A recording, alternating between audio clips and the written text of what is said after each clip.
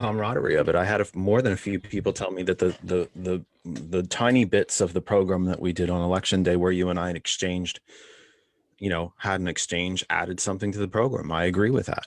Mm-hmm. It'd be nice to have you here. It'd be nice to have someone here.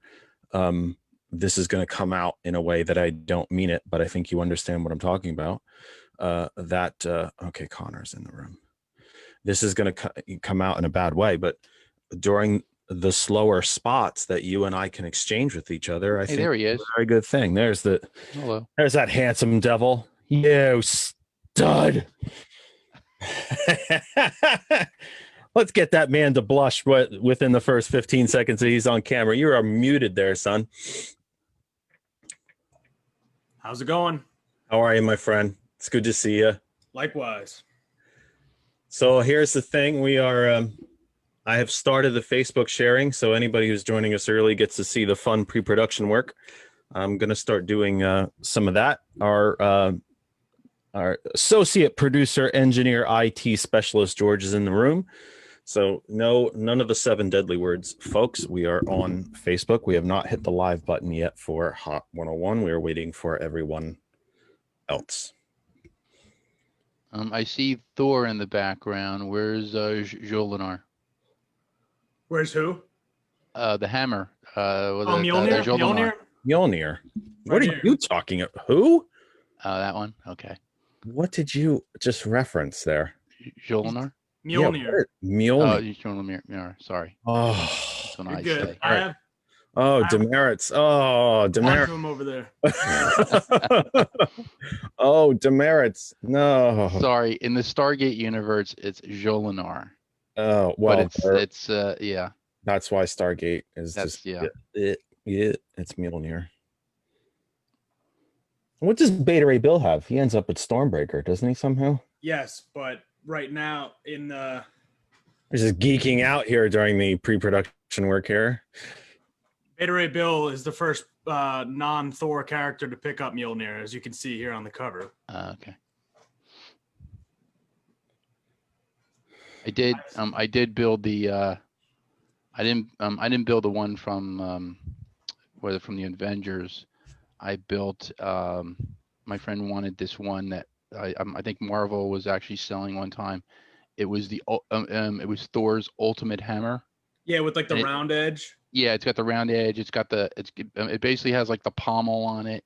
Like the hammer side. It has an axe on the other side, and then it was really long. I made that entire thing. I actually have pictures of it. I have. I made it out of poly resin, and it weighed like 90 pounds. Well, if you ever make another one, send it my way. Okay. Part of what George does in when he's not humoring me and putting up with me, he builds models for both for actual special effects work and for private folks who have, let's be blunt, George, for folks who have money to waste for their own entertainment, i.e. X-Wings, models of the Enterprise, Yamato, scenes from movies, props and costumes. I'm still waiting after COVID for you, Jeff, to come over so we could do your Daredevil helmet and do your Daredevil helmet again. Well, I have, what's sad, George, is that the jacket is started to literally fall apart, which it was a China special. I mean, come on. I know, but I kept wearing it. I wore it a lot. I used to wear it a lot. If you ever want to make me into but the inner lining has fallen apart, sadly.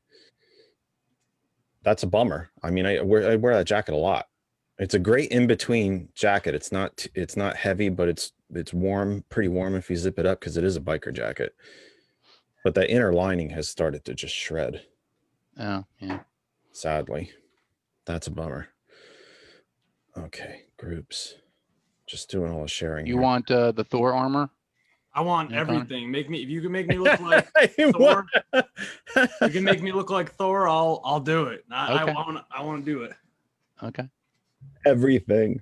We'll talk. He doesn't want much. He doesn't want much, George. Just everything. That's all. He doesn't want much.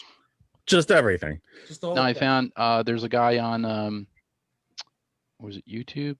I'm actually he has his own website. It's called X Robots, and he made a Tony Stark. You know, he made the Iron Man armor. He makes it out of foam. You know, out of like the neoprene foam, but he found a way to actually rotocast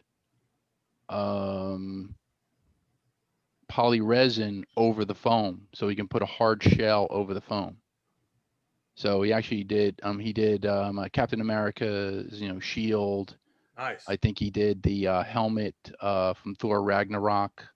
You know, the helmet that Thor has. That's pretty cool. Yeah, so that's my next project. So I'm sure you guys saw that old, well, it's old now because I think it's 2 or 3 years old, a video of the guy that built the full-scale Hulkbuster armor. Oh yeah. New York. Yeah. Comic-Con. Yeah. And if you haven't seen it, I almost went to that Comic-Con. I couldn't make it. I had something to do for work, and I made the I made the Falcon jetpack for my friend Clay, and he went. So I think it was back to Blue Philadelphia who told me I couldn't share there anymore.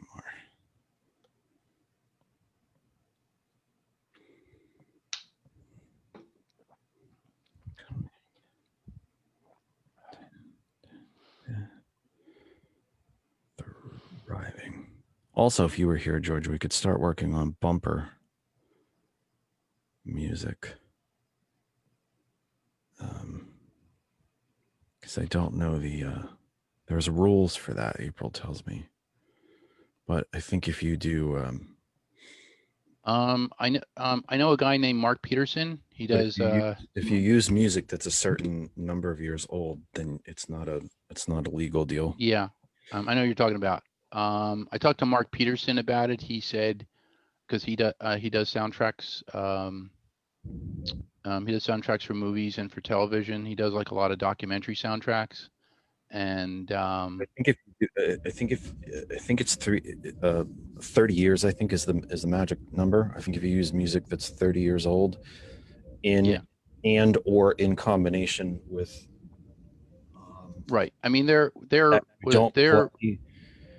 are pre-production tracks out there on YouTube that you can use.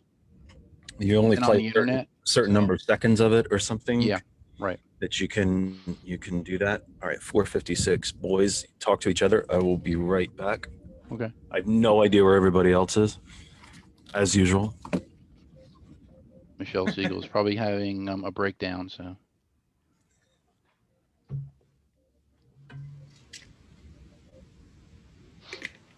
So how did you do in your race? Did you do anything, or did you? I'm the chairman of the Democratic Party here in Doylestown. Oh, okay, so you didn't have to. I ran in 2019. That's what that's from. Oh, okay. Yeah, I just like having my own sign in the back. Okay. I ended up losing in my race by 38 votes last year, which is only 0.1%.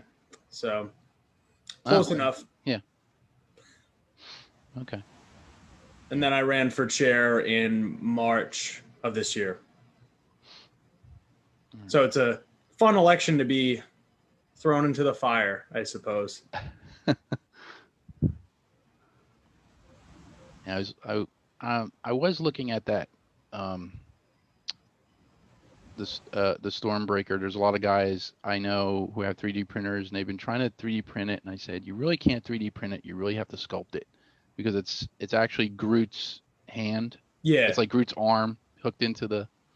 Yeah, like you're talking about Stormbreaker from the movie. Yeah. Yeah. So yeah, I don't know a lot about Thor. I only know a few things. There's a friend of mine who's like really into Thor, and he always says, "Hey, can you make me the armor?" And I was like, "I can make you the armor, but I need money to do it." So if you he's like, I can't. I can't outlay that much, money for it. I can't outlay anything right now, but yeah, fair enough. But it's, you'd have to get a fitting, like you'd have to come for a fitting. You have to measure certain things because that's basically what they did, like I'm in the movie, like with Thor's armor. They basically just did like a body cast of him, and then they sculpted from that body cast. They actually sculpted onto that, and then they just made the armor like that. So that armor fits him, fits his physique at that time, When I get some money, I know where to go. I'm serious. I want it. You did a Daredevil costume for me. Gosh, that was a long time ago now, George, wasn't it? That was God, that has to be 2014, was that? Like 14 or 15. It was I was still living in Jersey, so it had to be goodness. Yeah, no, it's a long time ago. Yeah, I didn't. Long time. I didn't. I really didn't have the cast. I really didn't have the ability to do the live casts until I got to Steve Neal's place. So I was working with Steve Neal in California.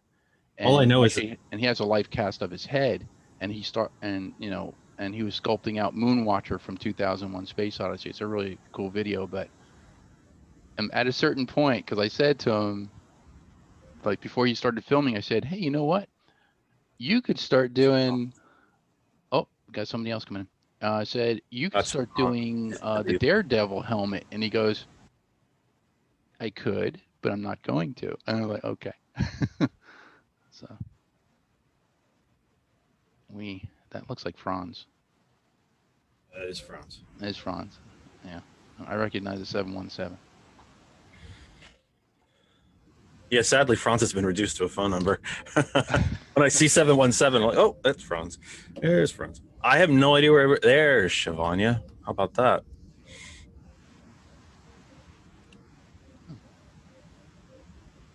All right, I'll wait just a couple more seconds before I push play on 101. I'm going to have to do that shortly. Welcome, Shavonnia. Hi, Jeff. How are you doing? Hey, there's Hagir. Now everybody's coming. This is what we said, come early. I have to push play on the radio. Hagir. If I'm saying it wrong, I've never officially asked you exactly how to pronounce your first name, which is embarrassing. You'll have to correct me. Shavonnia is outside. Fantastic. You should be outside, by the way. Oh, yeah. I'm actually in D.C. I had to take an impromptu trip, and so I'm outside for, I can't say forever. You should be. It's probably even nicer there. Oh, yeah. It's really great. There's a lot of people. My friend's here. My friend's dog is running around. So I love it. No, I love it when the pets are in. I love it. Hagir, you have to correct me. What is the absolute proper way to say your first name?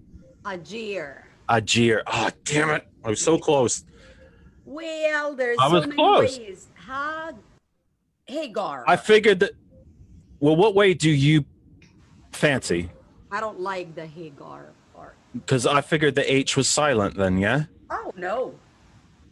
Okay, so Hagir. You prefer Hagir? Yeah. You tell me. I want to know. No, I'm just used to that. Oh, well, all right. Well, I want to do it the way you prefer. I mean, when I saw your name, I called you Hagir. So yes, I didn't know. That's the correct pronunciation to it. But what you tell me though? What do you prefer then? You say Hagir because everybody's used Hagir is okay? You're okay with that then, yeah? Yeah. Okay. All right, fair enough. I am. I had to take a trip down here. We're finishing some stuff from the election, and then it's also my friend's birthday. So I was like, let me just stay. But I had to rush back because we were over in the middle of DC. So hopefully her Wi-Fi works well because it's kind of spotty. So deep breath. I need to push play on the radio. All right. Oh, there it goes. See, where's my video? I knew it.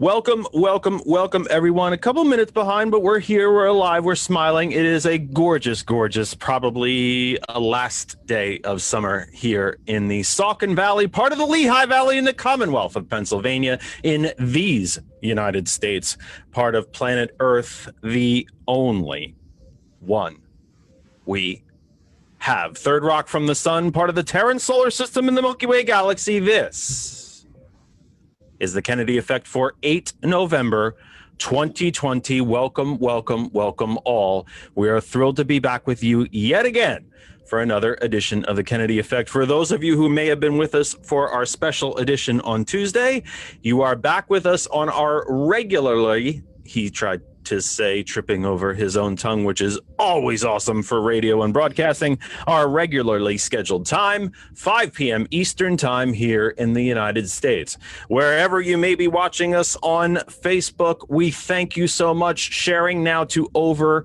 60 pages, platforms, timelines, insert proper term here. I can't keep up with what you're calling them now all at this point. You fancy crazy kids, you whatever you're calling them now all at this time. But just thank you for sharing the program and welcoming us onto your spaces, your little pieces of Facebook. We appreciate it very much. You can stay exactly where you are, watch the program, enjoy it, listen to it in the background, watch it live, watch it on the recording. Doesn't matter to us. We're just happy that you're here and taking part in the program. However, it is our home Facebook page, That Other Side of Information, where the live chat is open. We will see your name, say hello. We can take your comments and questions. That Other Side of Information is the Facebook home for all things the Kennedy Effect. The Facebook page is open. The live chat is open. Come say hello to us. That's where we will see you. You can enter comments, questions, yell at me, say things, disagree, agree, whatever you want to do. You'll find us right there. That Other Side of Information.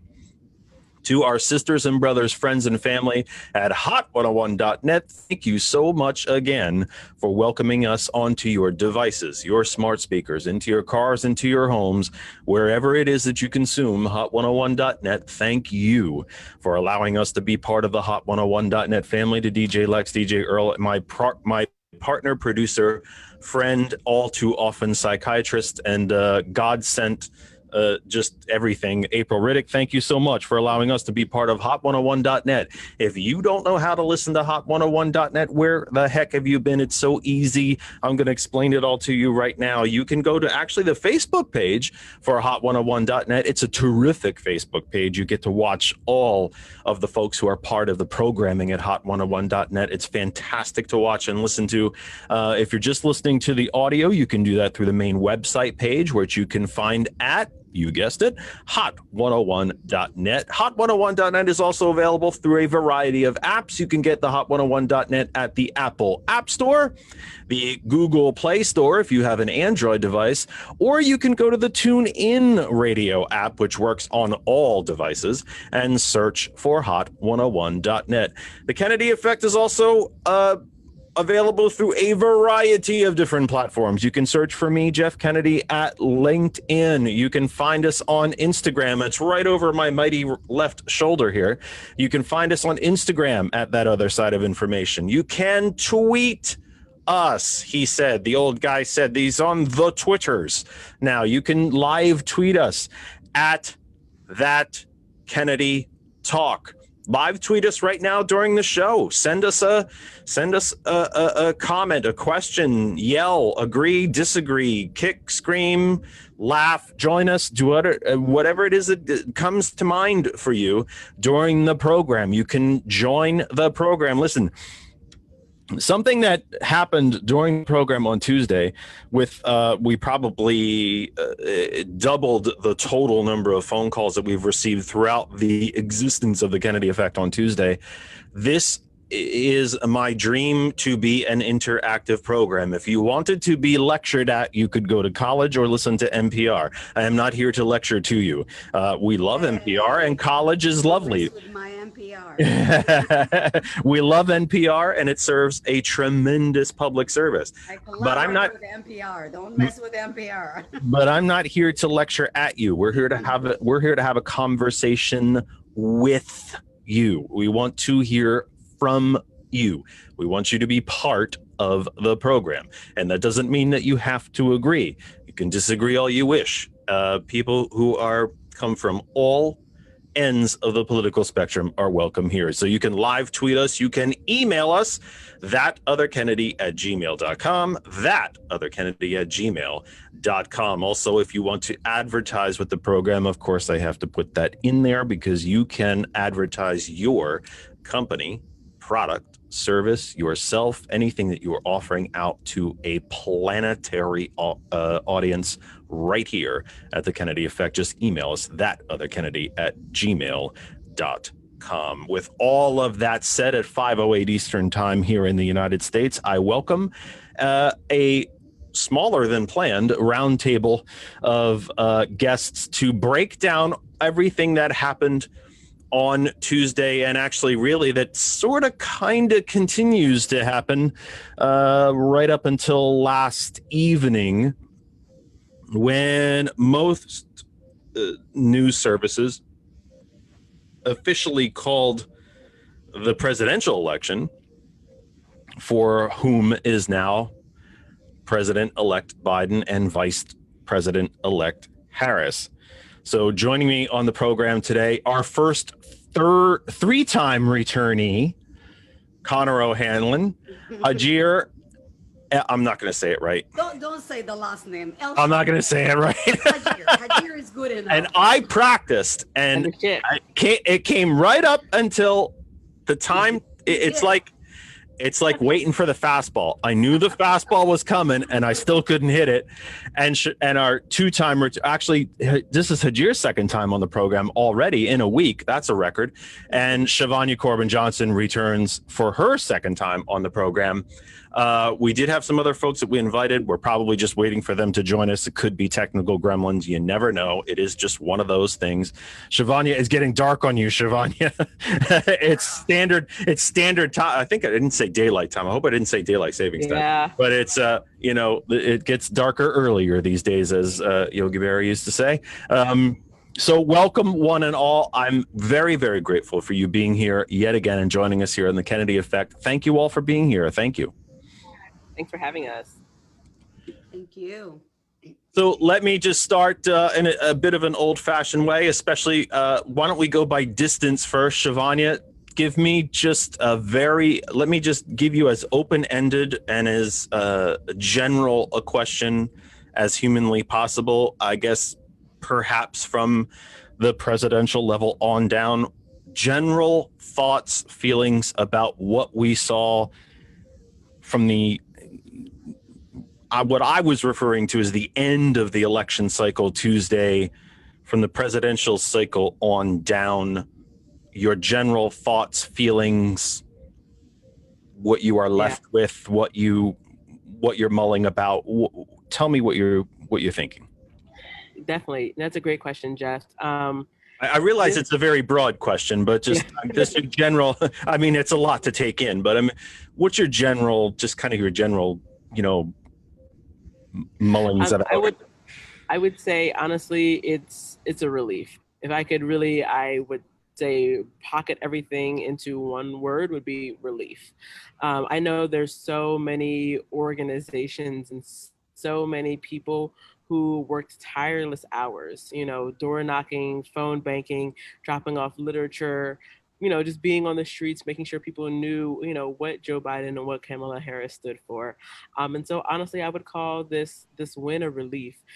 Being an African-American woman in the United States, often you feel like you have a target on your back, and having that target perpetuated by the person who holds the highest position in all the land is not a comfortable feeling.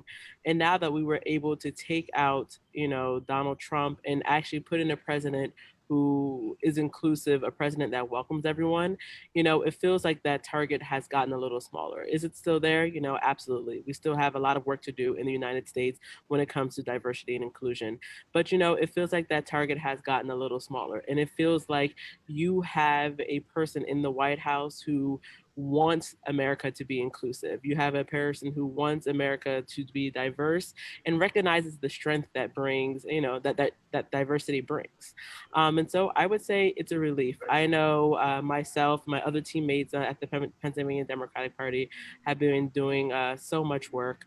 And it's just so satisfying to see Pennsylvania go back to blue, to see a president in there who not only wants myself, but wants, you know, other immigrants, other people of color, people of different religions, sexual orientations.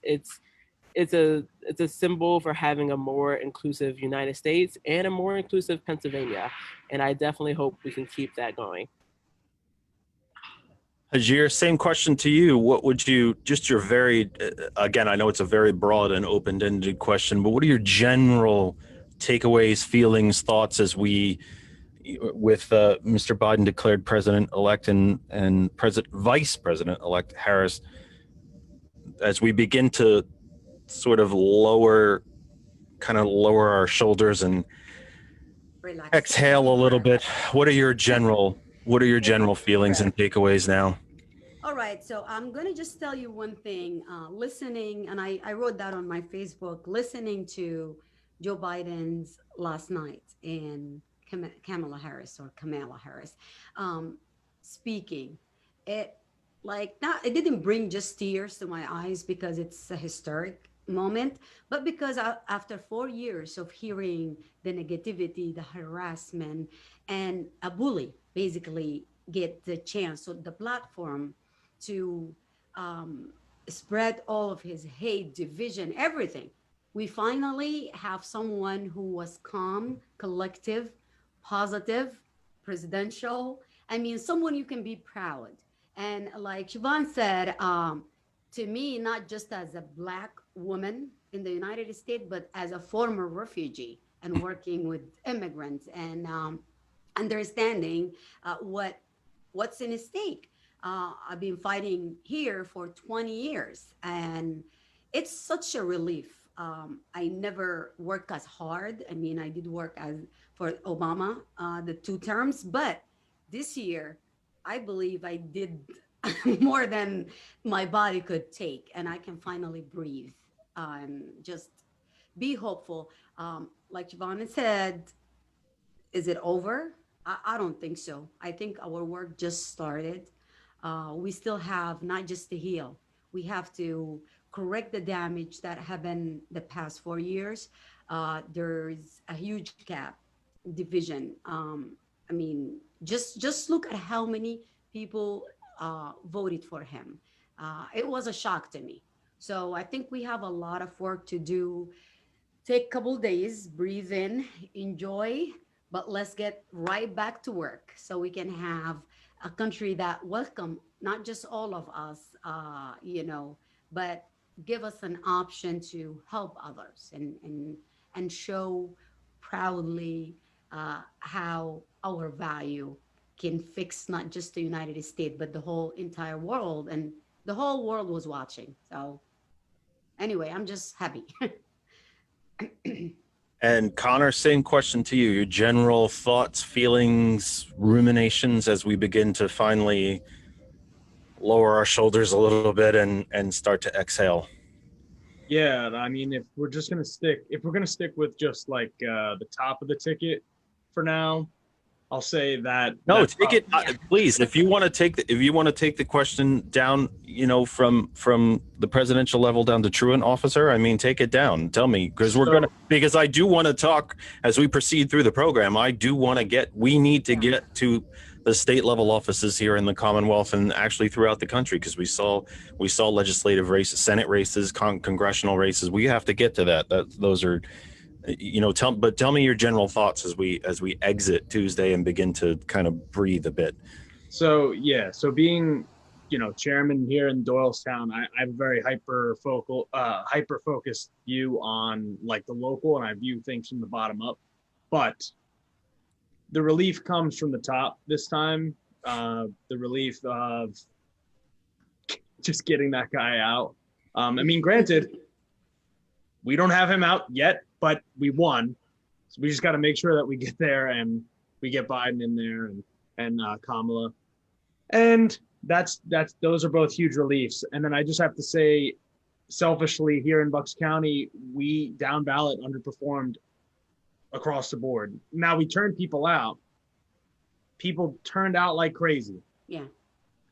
And you saw Bucks County on the news, which was cool to see. but we lost every single major race that we needed to win. And coming from someone that this is my first election in leadership here, this is majorly disappointing. So for every good feeling I get from seeing the Biden-Harris ticket winning, I'm brought back down to earth with the rest of our ticket, basically. So it's a very mixed bag for me on my end. But we won the battle. Now we just got to win the war. So. Our associate producer, my dear friend, IT professional, self-appointed associate producer, engineer, et cetera, George is in the room and has posted as his photo for me, as we did some pre-production work earlier in the afternoon. He has a county by county map of the Commonwealth of Pennsylvania, what ended up being the blue counties and the red counties, and you'll see as you work from west to east, a couple of blue islands, and then to use a Game of Thrones reference, what became the Great Blue Wall of the East, of which you are part, Connor, the Bucks County, starting in Lackawanna, working down through Monroe, Northampton, Lehigh, Bucks, Montgomery, Philadelphia, Chester, and Delaware. So at least you are part of the Great Blue Wall. Shavonnia, in your position with the state party, what does that map say to you? I would say first that map is very encouraging. You see counties that Joe Biden was able to take back that unfortunately Hillary Clinton wasn't able to win during the first election. Oh, and Dolphin, I forgot. Well, I didn't take the island counties that you would be looking at. I apologize. I'm sorry, Shavonnia. The island, I'm just sort of labeling them that way. The island counties that you would sort of see there would be in your top left-hand corner, if you're joining us on Facebook, would be Erie County. Pittsburgh is in Allegheny. Center County is just kind of floating there on its own. That one's a bit of a mystery to me. And Dauphin County, where Harrisburg is located. And then again, the Great Eastern Blue Wall following the Delaware River down from Lackawanna to Chester, Delaware counties. So I apologize for jumping on you there, Shavonnia, but that's the geography that we're discussing. Yeah, no, you're fine. I think during Hillary Clinton's election, I believe counties like Erie, Center County, I'm sure of, Dauphin County, I can't recollect about Dauphin, but I think they were red as well. Lackawanna, I know, was Luzerne, all of those counties. So there was a lot of counties that you see now that Joe Biden was able to flip. What I also think is really important to mention that you obviously can't see from a map, but it is the increase in Democratic turnout in the red counties. And for me, that is particularly interesting. I'm actually currently working on the numbers, and once I get all the numbers for the rest of the counties figured out, I can definitely share them. But we've been seeing upticks of, 1,000 people, 1,300 people, 1,500 people in these red rural counties. And if we can keep that trend going, who knows? Maybe one day we'll be able to flip Cumberland County or Weber County. Did. So many, we flipped Cumberland, Shavonnia. See? And that's the thing. And we're hoping during the presidential election, we'll be able to get them and flip them blue. But that's, something that I also see really inspiring for the longevity of the Democratic Party in Pennsylvania. We do have there's a lot of work that we need to do, but the fact that we were able to excite people in these red counties is something that I want to continue to do. And hopefully we can maybe one day get that whole map to be blue. We'll see. Turnout was higher across the board. Yeah.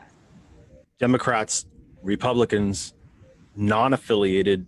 We saw a higher turnout in this election than I believe the last, since I think that last highest turnout was, I want to say either 92 or possibly even back at 1980. I think it was roughly 64% of the population turned out to vote, which is encouraging.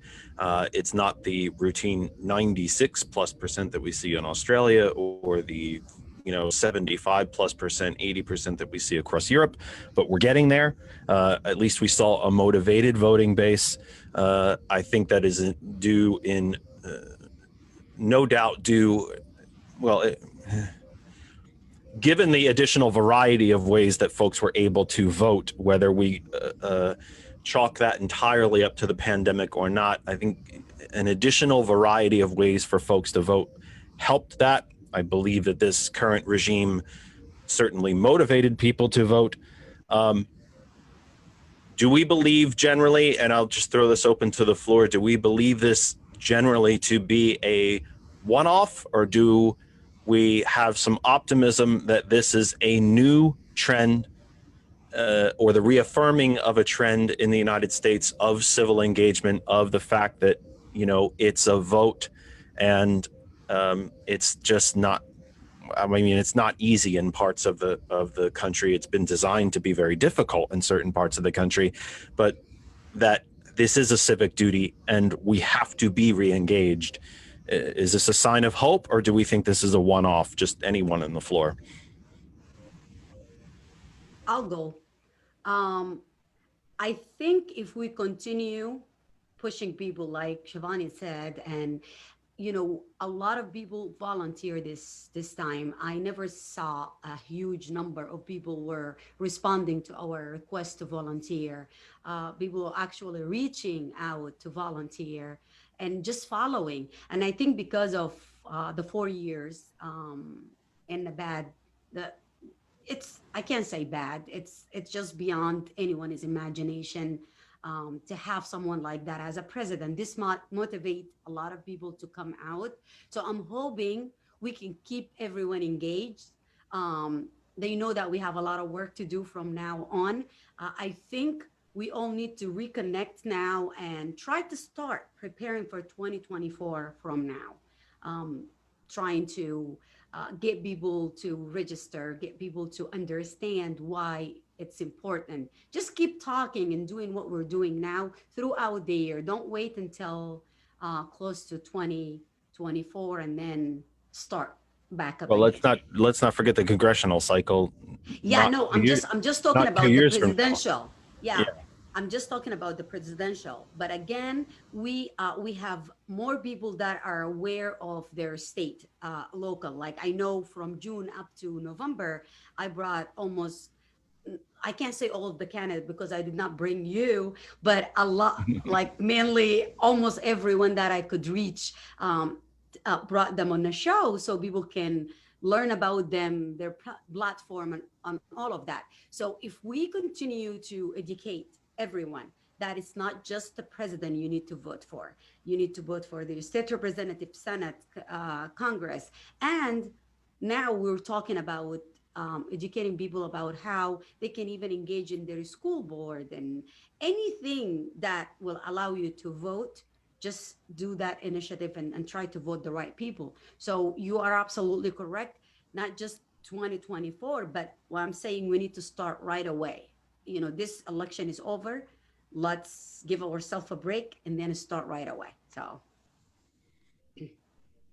Connor, what about your thoughts? Do you think this is as someone who is in party leadership, in the Doylestown area in Bucks County, what a very diverse county, both wealth diverse, city and rural, farm and town center. Is this a sense of hope for you at this voter turnout? Do you think it's a one-off, or do you think this is a trend that we can see continue? I'll say it's again, it's a mixed bag, and that's how I feel about almost everything. Our districts here are but that's where we live, isn't it? We live in the gray areas. These are not binary choices, are they? I mean, it's not a 1 and 0, yes or no, up and down. We live so much of our lives in the gray area. So if you see this in the gray area, well, then that's, we want to hear about it. So, I mean, like, part of me wants to hope. I want to hope that it's a trend and then it's going to continue. My cynical side makes me think that it may not. And, immediately after Tuesday, I put in the work that we could, and my committee people and everybody that worked with me and here, there's people that put in a ton of work. It ended on Tuesday for me, and then we just had to sit back, wait, make sure the votes were protective. And now my mind's already on 2021 because we have so many local elections, which you can see why they make such a big difference. When you elect your county commissioners that actually put in the people to control the board of elections and et cetera, et cetera. And the state house seats are going to be tough to pick up, I think, in 2022. I think we had our shot this year, and we fell short on picking up those seats, and we don't have control. So the gerrymandering is going to be pretty bad moving forward. So I think even if we keep up the turnout, it's going to be hard to, not impossible, but hard to keep winning on the local level or statewide level at least. Yeah. Shavonnia, you're in the unfortunate position, I guess, of me directing this question at you. I was going to try to work from the top down, but Connor opened the door here for us. Let me ask you then, in a year or cycle of intense democratic anger and activation, how is it that we lose positions in the Pennsylvania state legislature? Do you have a theory? Is it entirely gerrymandering? Is it chicanery at the vote count? Is it what do you? Is it intense and additional Republican activation as well in an attempt to defend the current regime, or the outgoing regime, as it now should be referred to? What are your thoughts as to how, especially in a cycle like this, with this intensity of activation and anger and feeling, and how did the Democratic Party inside the Commonwealth actually fall backward? Yeah. So I honestly wouldn't say it was a fall backward. If you look at how 49 other states performed in the same election, Pennsylvania, unfortunately and fortunately as it is, we actually did, I would say, one of the best out of all 49 states. The other 49 states. There was a call with a few of the directors afterwards. And, a lot of them were talking about how they lost 10 House seats and maybe 5 Senate seats. And we did not lose numbers that large. Unfortunately, we did lose some seats that we did have control of, and we're going to work hard to get those seats back. A lot of them were in pretty difficult and contested areas, which is one thing. But it just, I guess it's inspiration, it's motivation to work even harder. So Well, I would say, thankfully we didn't, I would say, perform like some other states did. Unfortunately, we did lose some seats, and we have talked about that. We have talked about, what we're going to do to make sure we can, rectify that in the future. But we are extremely thankful that we were able to unseat an incumbent president, which is a near impossible task to do. He's a president, who I guess, is out of office. He lost the popular vote, and now he's a one-term president. So we are extremely thankful for that. That being said, like I mentioned before, like there is a lot of work we're doing. We are already gearing up for 2021. I've already had some conversations. We're going to have a more in-depth one next week. I'm working with the team, and we're putting together a plan. And for me, I fully and wholeheartedly believe all politics is local. And so what I want to do is make sure we honestly have some sort of education program, because people don't understand, you have a pothole in your town, the president's not going to fix that pothole. Like, this is why you need to vote for your mayor. This is why you need to know who your county commissioners are. We have judges running, for office. People say, I don't want to vote for a judge. Why should I vote for a judge?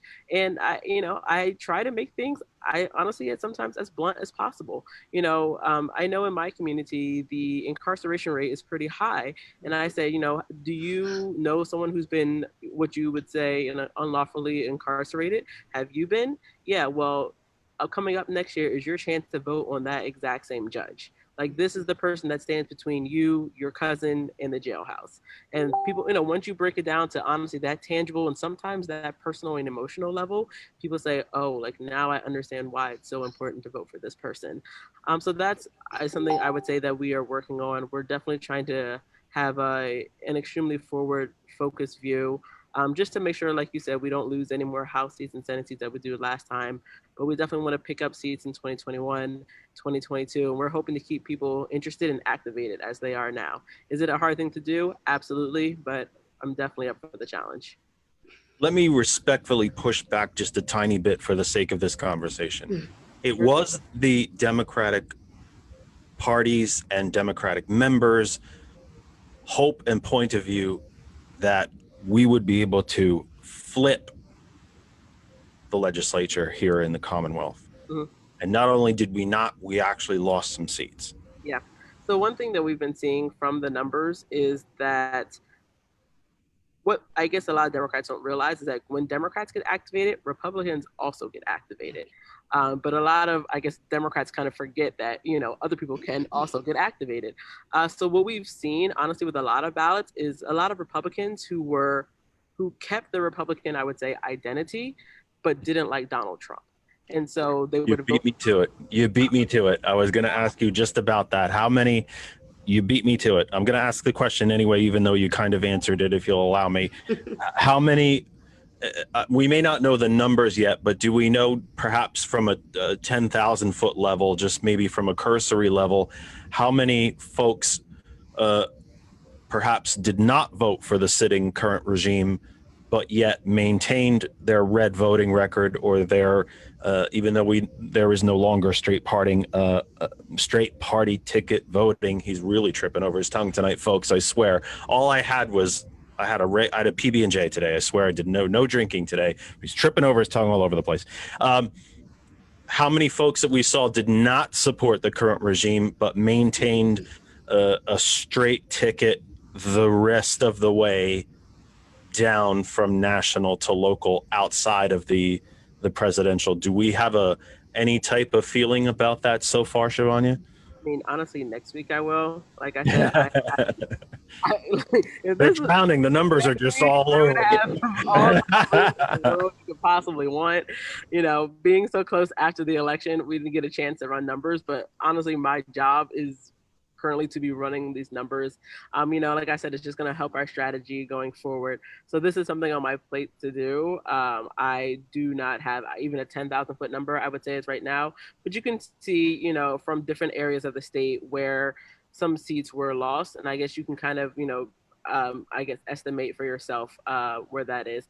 But that was a common recurrence. Like I said, I'm so thankful we weren't as affected as some other states who we did reach out to and we have spoken to. That being said, like we still care about all the candidates who won, anyone who did have a seat, who lost a seat. Like we've had conversations about this. How can we rectify this? What can we do in the future? And, we're going to do our best to make sure we get these seats back and more.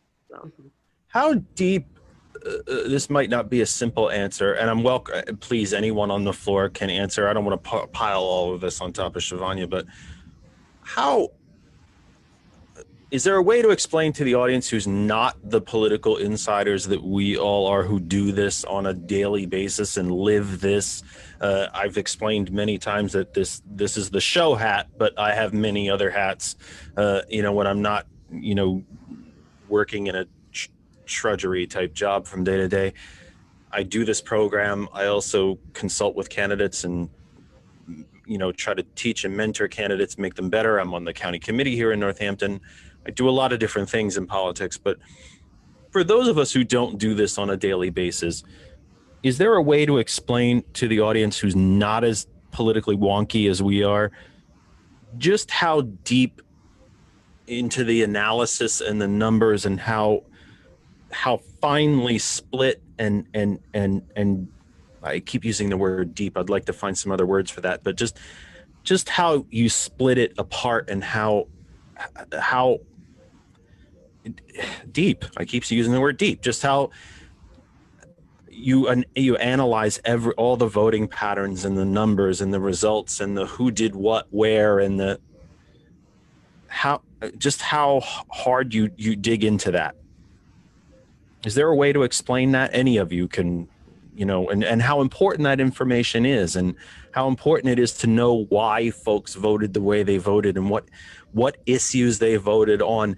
If they even voted on issues at all, because sadly, I think there's still a significant block of folks who vote on no issue whatsoever, other than the name on the piece of paper or on the screen, or the letter in parenthesis after that name. Can any of you shed some We're light on that for our audience? I'm actually tomorrow show my show tomorrow. We're talking about this. We're going to talk about this. Like, how did we get here? And I think to answer your question about why people vote the way they did, or how is that going to help us? It's going to help us by changing our strategy for like 2021, for the next election, like Shavonnia said, for the local offices. We can check and see where did we come short on, like where did we fail. Maybe we didn't reach or address the target audience, or let's just say some of them voted, like you said, and I mentioned that before, just because their family are Republicans. And actually, one of my friends told me that it is a family tradition, just like that. I'm not even making that up. So some people do that. How can we reach those people? That's the question we need to all answer and take it from there. The second thing would be some people did it because of fear. We know the president put a lot of hate out there. I actually have friends who do believe that we are going to kill, and I'm going to show some text tomorrow, but I can share it with you. Actual people who were saying that now we are going to slaughter babies. That's not a word I just came up with. Babies and slaughter together, that makes you think about the mentality that we're dealing with. Some people said we are going to let 18 years old start being pregnant again, getting pregnant just if they want to, wait 9 months and go to the bathroom and actually flush their babies.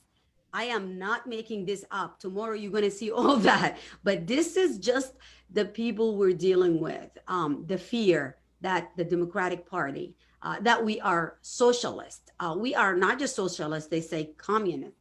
Which are two different things, by the way. One is a governmental. Yes, they don't say socialist. They use it actually interchangeable. Different spots. In Florida, they use it with the Cuban Americans.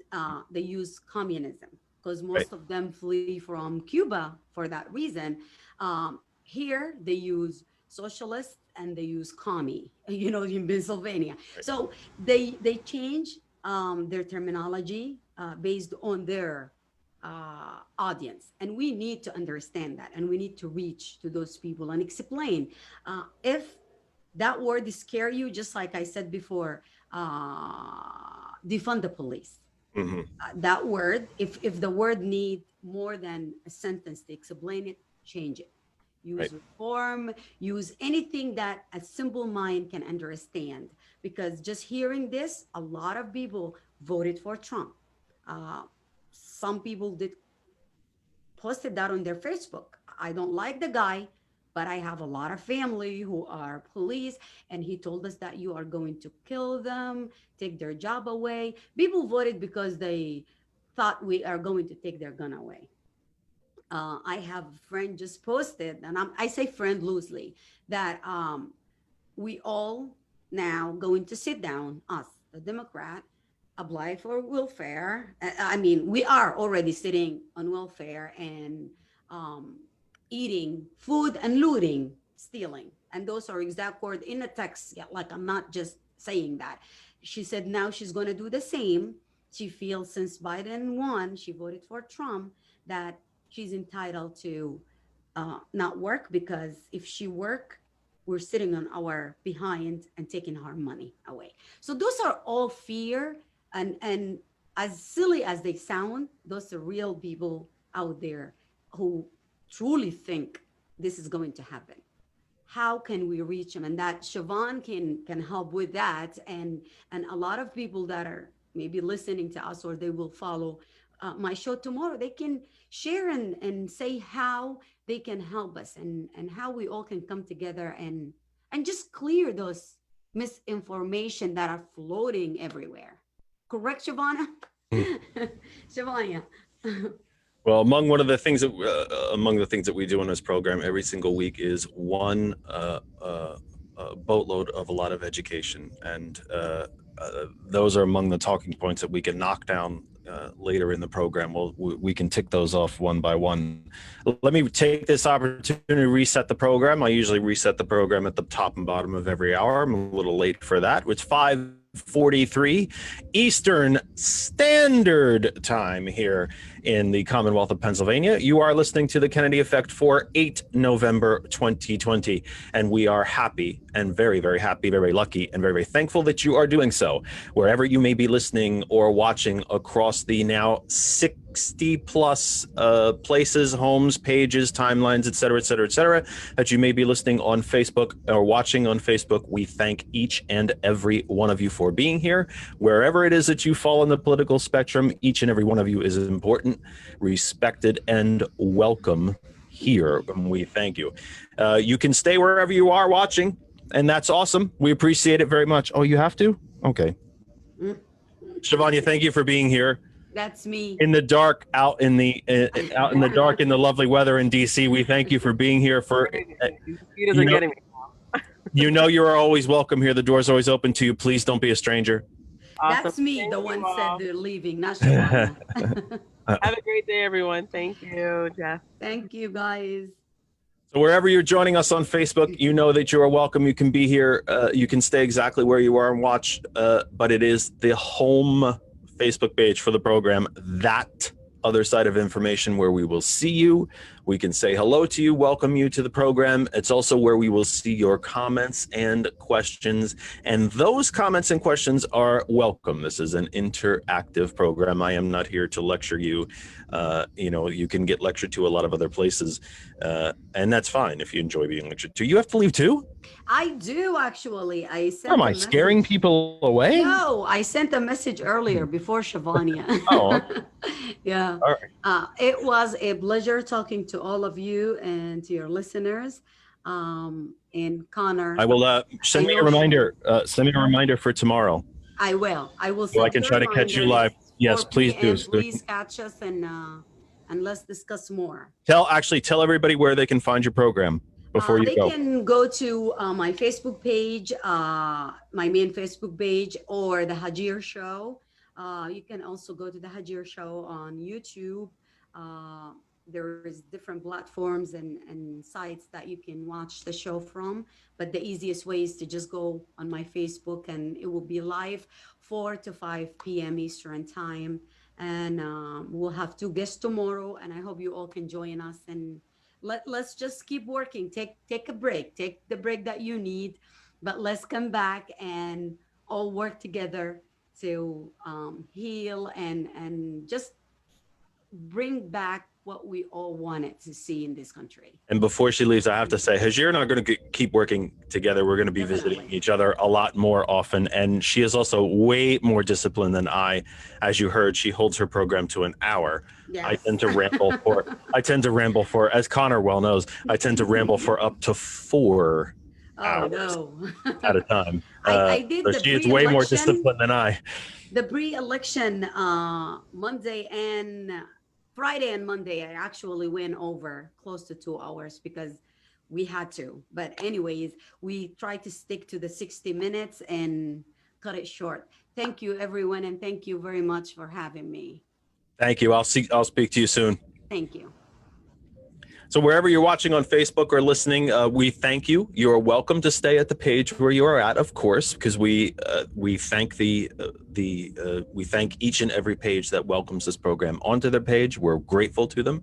But if you would like to come to the home page for the program, That Other Side of Information, that is where we will see your name. We can say hello to you and welcome you to the program. It's also where we will see your comments and questions if you would wish to enter them. We have an interactive chat going on there. This is an interactive program. We want to hear from you. We want to interact with you. We want you to be part of the program. To our sisters and brothers at hot101.net around the globe, you may call us. I will be putting out the phone number later in the program in about a few minutes. I'll put the number on the screen, and I will be giving out the number a lot, so you can call us and be part of the program. You can listen to hot101.net at their Facebook page, which is the Facebook page for hot101.net. You can listen to hot101.net at their main website page, and a variety of apps. They have an app where you can listen to them directly on the Apple App Store, at the Google Play Store for Android, or if you have the TuneIn radio app, which works on all platforms, all you have to do is search for hot101.net. The Kennedy Effect can be found on our YouTube channel. Just look for That Other Side of Information. Instagram, That Other Side of Information. You can search for me, Jeff Kennedy, at LinkedIn. And we are also on Twitter. We have descended into the depths of Twitter. Just look for us. Our Twitter handle is at That Kennedy Talk. Connor was nice enough to tag us on a tweet earlier in the evening to say that he would be on the program. You can live tweet us. Send us a tweet you can give us a question there. If you don't want to call in and speak live all over the globe, you shouldn't be scared by speaking live to an entire planet, should you? You can give us a live tweet at That Kennedy Talk. We are now joined, guessing technical issues. Zoom is overloaded these days, and it's been since the pandemic started, by one of the newest members, my friend, a member of the Democratic Committee here in the state of Pennsylvania, the Commonwealth of Pennsylvania, and one of the newest members of the Democratic National Committee, Sean Meloy. Sean, welcome to the program. Hello, thanks so much. Happy to be here. I was harvesting some ballots in Georgia. That's why I was late. So, so apologize for that. Sean, I was able to start the program with everyone with a very, very broad and a very, very general question. And I would like to put that question to you. It is intentionally broad, intentionally vague, because I would like to get your thoughts. Generally speaking, now that Tuesday has passed us and we've all had a time to sort of let our shoulders down a little bit and take a deep breath, what are your general thoughts, ruminations, takeaways from Tuesday on? What are your thoughts? Yeah, relief, right? I think is the first thing that I've talked to people, right? There's a weight lifted, because we had a lot of goals, but the top of the ticket was the biggest goal because it was the biggest problem. It was representative of a lot of problems within our government and I would say the Republican Party as well. But just the feeling that people have expressed around him not being a presence, a negative presence in their lives, is I think the biggest effect. And so I would say relief for sure. And then I would say the down ticket impact of or lack of impact, really, of the Democratic either message or field infrastructure, I think is something that we're going to continue to diagnose and dissect and find solutions to. I think that I think a lot of it has to do with COVID, I do. But I think no matter, even without major gains that we were hoping, we did have a lot of increase in representation in government. So more young people, more women, more people of color, and more LGBTQ people are entering government than have since last cycle and the cycle before. And I think that's an ever-present march that we need to continue on. And obviously I do that work on the LGBTQ front at the LGBTQ Victory Fund, and I can speak to those gains. But from what I've seen, even though we didn't pick up a lot of the seats we thought we were going to, we are going to have a lot of new and vibrant and diverse voices entering legislative chambers in state, local, and federal government. Fear is a very, very motivating emotion, as is anger. Mm-hmm. anger is an extremely motivating emotion, especially when it is channeled properly. It can also be a very destructive emotion when it is channeled improperly. We saw, I think, I was trying to remember earlier, and perhaps you can correct me. We were kicking around the idea earlier of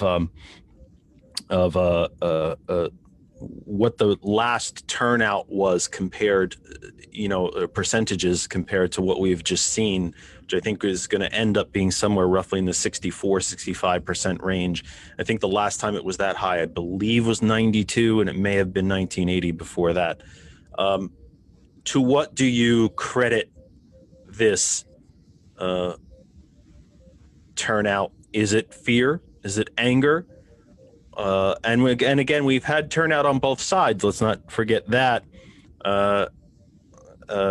President-elect Biden has now secured the highest popular vote for any presidential candidate in the history of the republic. But Mr. Trump also got over 70 million votes himself.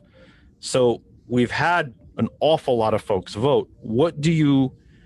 So that many people wanted to defend the regime, and that many more people. This will be the second time, by the way, to be honest, that Mr. Trump has lost a popular vote. Let's not forget that. What do you attribute that turnout to? Is it fear? Is it anger? Or is it a positive engagement or a positive motivating set of motivating factors to get people out to the polls? Or is it all of the above?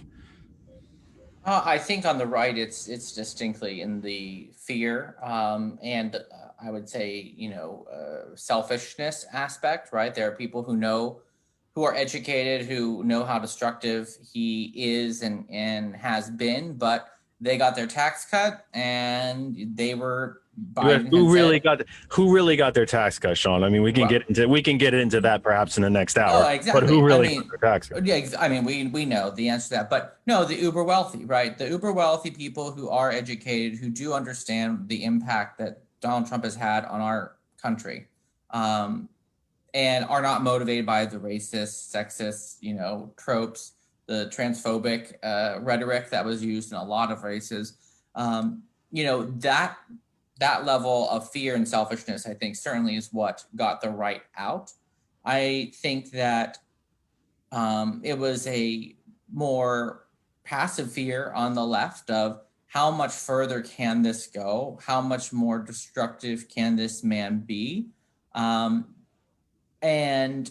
knowing that Joe Biden and Kamala Harris represented positive change, not only just away from Donald Trump, but had a proactive agenda that was speaking to the distinct needs of our country in this moment and from that destructive agenda of Donald Trump. And so I think that people were scared about Donald Trump getting another 4 years, but also keyed into the idea that we are going to be able to build, converse, and actually try to make the country better under President-elect Joe Biden. I think that's the first time I've said that, really, than we were going to be under Donald Trump. And so fear was definitely present on both sides. I think on our side, there was definitely more of a positive outlook about what we can achieve if we weren't constantly under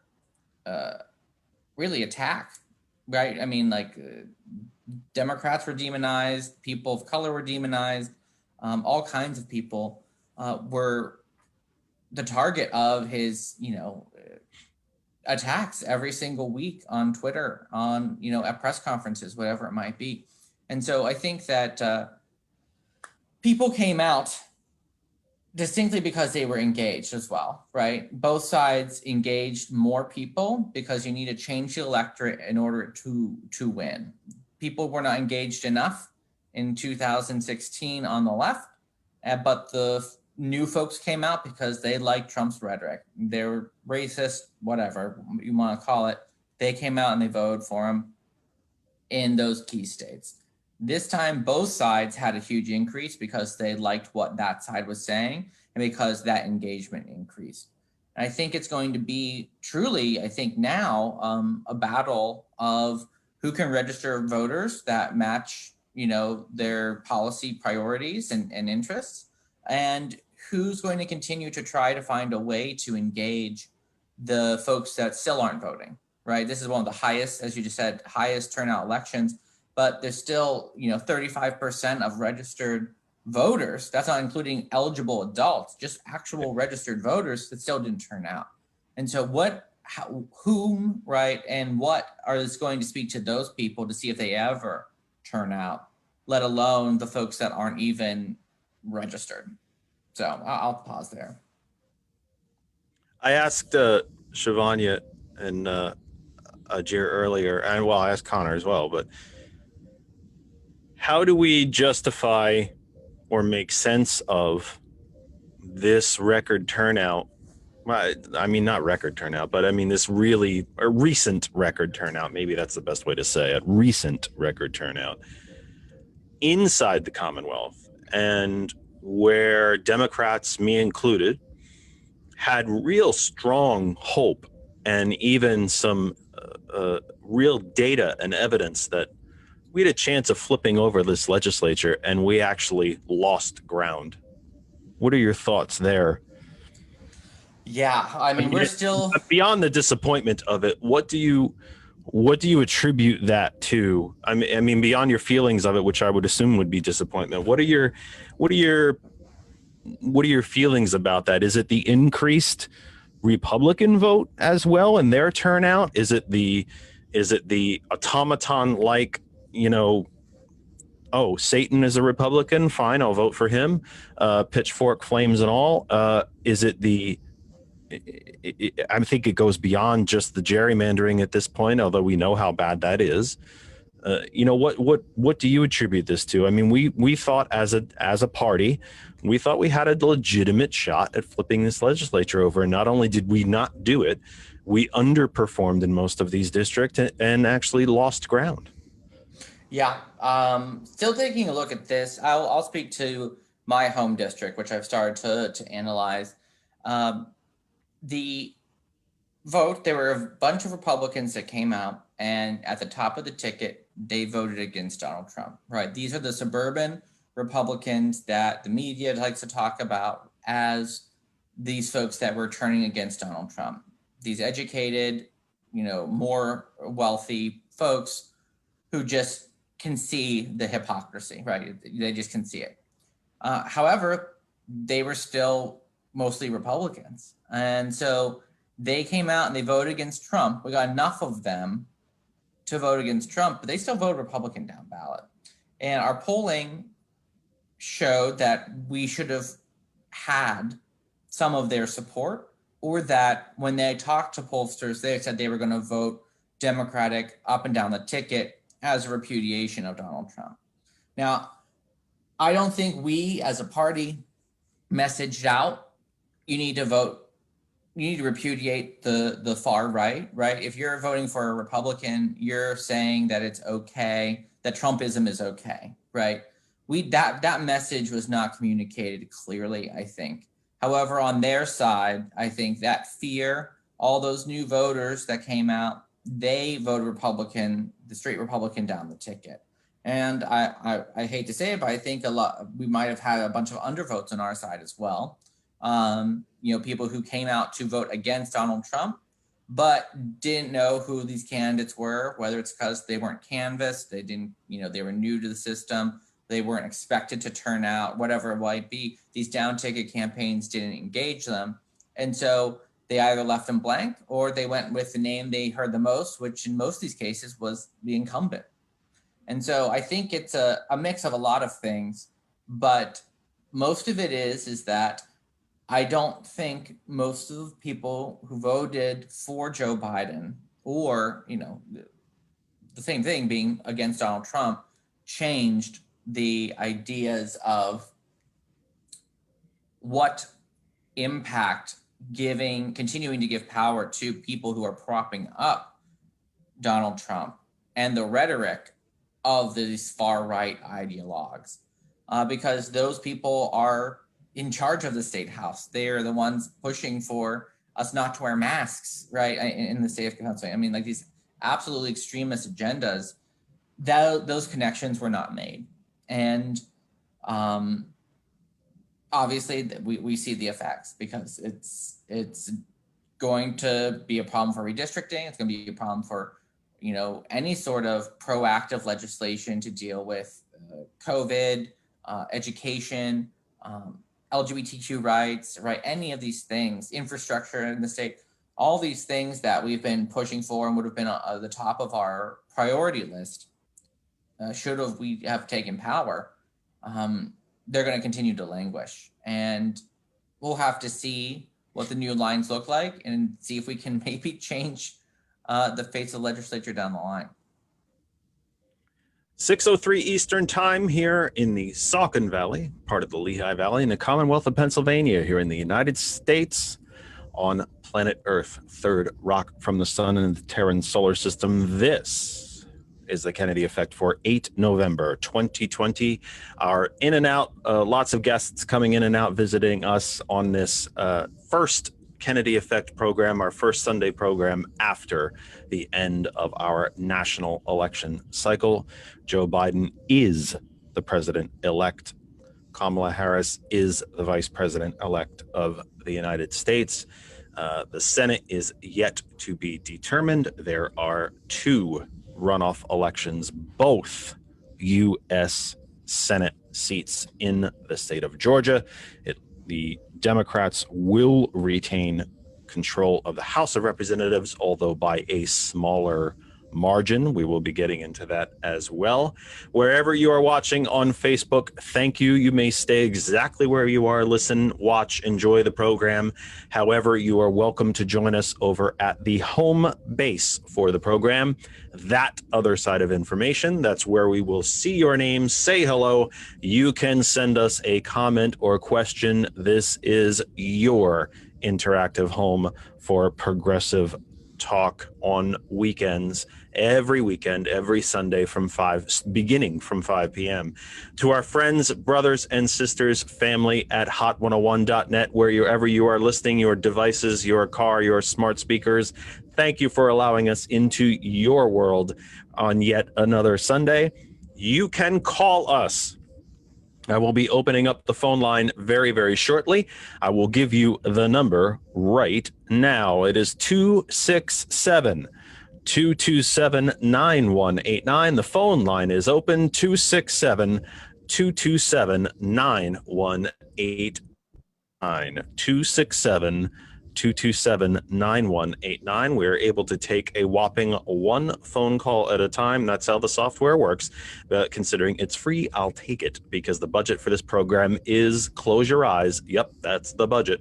So that's how we work it here. The phone line is open. We want to hear from you. You can email us, thatotherkennedy@gmail.com, thatotherkennedy@gmail.com. You can send us questions, comments, show suggestions. If you have a business, product, service that you want to advertise on the program, you can get a hold of us there. We can discuss that, and literally a global audience can be exposed to your product, service, company, anything that you want to promote on the program. And yep, the program has made it. We have graduated all the way up to Twitter. You can tweet the program at that Kennedy, at that Kennedy Talk. Should probably get the handle right. If I'm going to tell you what the Twitter is, I should probably get that correct. At that Kennedy Talk. You can live tweet the program. It's another way that you can get a hold of the program and be a part of it. Again, I'm not here to lecture to you. I want to have an interactive exchange with you. We want you to be part of the program. We want to know what you are thinking. You can send comments, questions, whatever it is you want to do. You can communicate with the program. You can tweet the program at that Kennedy Talk. Connor, Congress, the U.S. House of Representatives, you had a House race there. It certainly did not go, it wasn't pretty. The Democrats actually lost 6 seats, if I'm not mistaken. thoughts? I mean, I know I only saw a few of the TV ads that were run against Mrs. Finello in your district, the PA 1st District. None of which were run directly by Mr. Fitzpatrick's campaign. They were all run by outside groups. Wink, wink, wink. I'm sure there was no coordination going on there. And they all centered around something that we were discussing earlier in the program: defund the police, you won't be safe, masked hordes of people of color are coming to steal everything from you.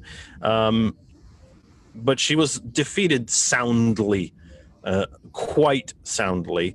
What are your general thoughts on these developments in the House compared to the top of the ticket on down? This was Democrats were generally hoping to increase their majority in the House. They have since lost seats. Your thoughts?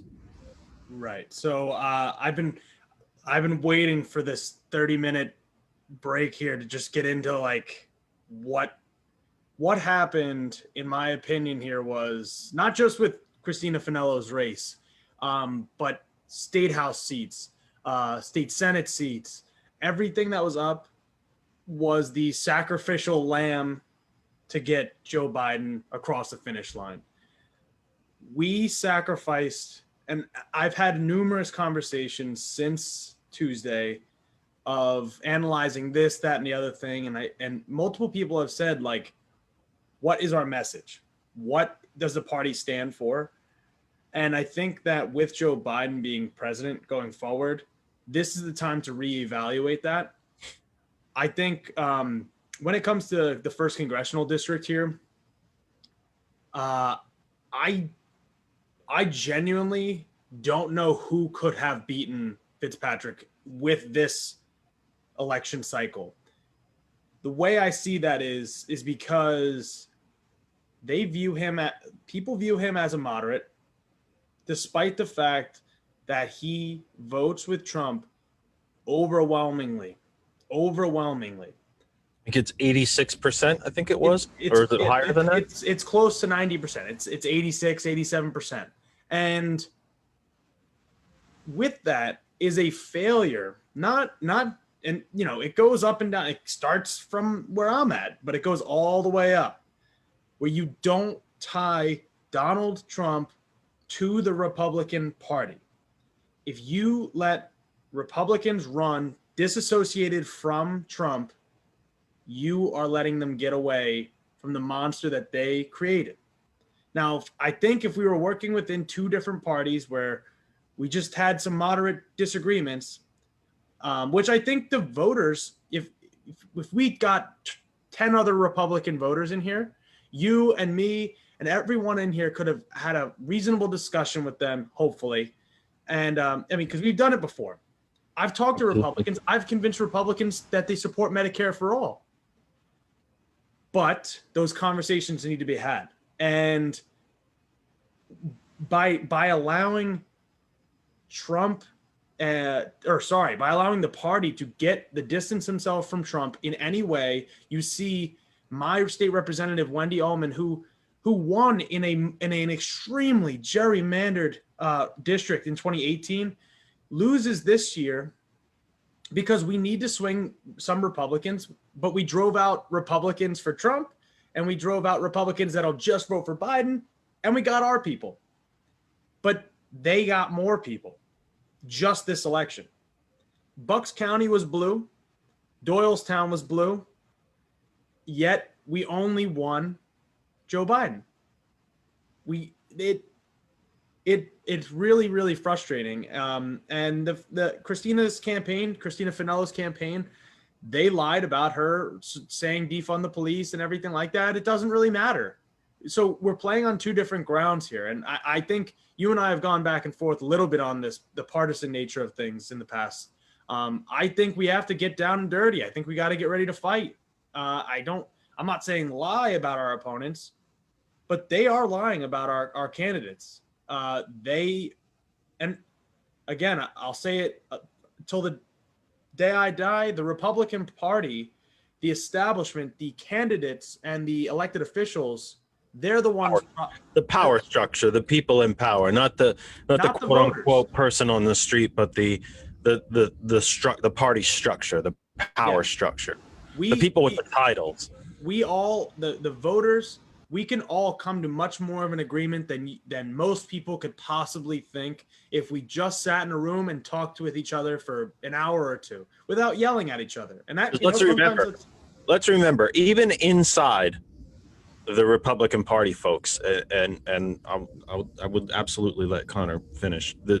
Inside the Republican Party, the quote unquote rank and file of the Republican Party, self-identified Republicans, over and over, wrote, rank and file, traditional habit, time after time after time, Republican voters support the ACA, the Affordable Care Act, by nearly 2/3, but only support Obamacare by about 42%. They're the same damn thing. Tom Hartman spent most of the week this week. I'm lucky enough that I'm able to listen to the radio while I'm at work. And I listen to Tom Hartman, of course, every single day, all 3 hours, about how it is time for the Democratic power structure and Democratic billionaires, and there are a few, to start to counter right-wing hate radio and hate media, which is part of what we try to do on this program, although anyone with any political persuasion is always welcome here. That's why the phone number is on the screen. I can't screen calls, folks. Anybody can call. If you swear, I'm going to cut you off. And if you lie, I'm going to cut you off. I'll educate you first, but then I'll cut you off. But this is part of what Connor's talking about. Mr. Fitzpatrick did not run a campaign on issues. And unless I missed it, Connor, please fill me in and correct me if I'm wrong. At least the ads that I saw, again, they were all run by outside groups, and he didn't run an issue campaign, didn't run a vote for me campaign. He ran a be afraid of this woman campaign, and didn't even run a raise your taxes, tax and spend campaign. It was she's going to eliminate police departments, which is, wholly ridiculous. And if you're let's be blunt, if you're in a wealthy white suburban neighborhood in Bucks, and there's a lot of them, be afraid, be afraid, be afraid, be afraid. People of color are coming for you. Be afraid, be afraid, be afraid, be afraid. People of color from Philadelphia are going to drive north and take everything you have. That was essentially his campaign. Am I wrong? I would say you're pretty spot on there. I mean, the ads were about defunding the police, and the subtext of the ads, though, is be afraid. Be afraid. Right. Yeah. No, people 100%. Of color from Philadelphia are coming to take everything you own. I don't know if we've been on air since I actually organized a Black Lives Matter protest here in Doylestown. I don't know. I think last time I was on was before that. But I organized one here, and I caught so much grief because that's what they were saying. That's what people were saying. I had people that it's concerning that they would say it because they're not supposed to be the racist or bigoted people. They're supposed to be the people that are supposed to keep us safe or whatever. And just, they bought into the fear mongering.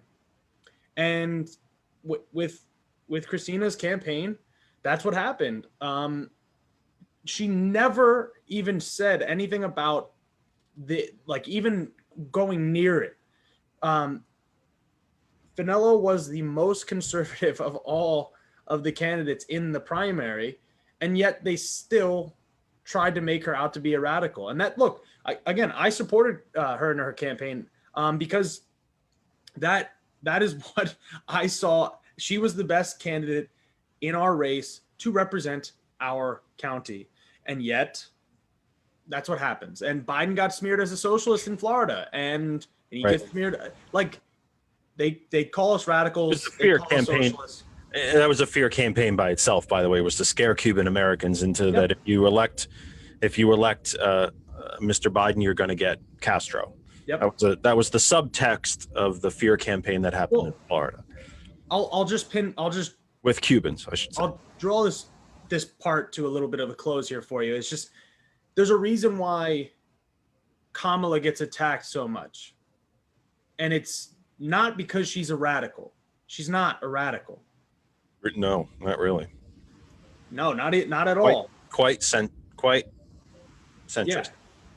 It's because she is a younger Black woman. And that is easier to attack than Joe Biden, who is an older white male. Mm-hmm. That's just the facts. It's baked into the cake right now. And that's why we keep fighting to change people's hearts and minds and show people that, hey, we're all human. We're all human. Whether you're gay or straight, whether you're trans or cisgendered, whether you're white, you're Black, you're Hispanic, we're all human. Right. And we all want the same thing. You and I have talked about this a million times. We all want the same thing. We want a better life for our families. And that's it. Sean and Connor, there's a question in the live chat at the Facebook homepage for the program, That Other Side of Information. Liz would like to know, do you think not being able to get really face-to-face with voters, such as knocking on doors, having more in-person town halls, played a part during the election because COVID was an entirely new territory, an entirely new thing that our candidates had to deal with. And to be fair, candidates in the party opposite had to deal with it too. And I'm not sure all of them dealt with it well.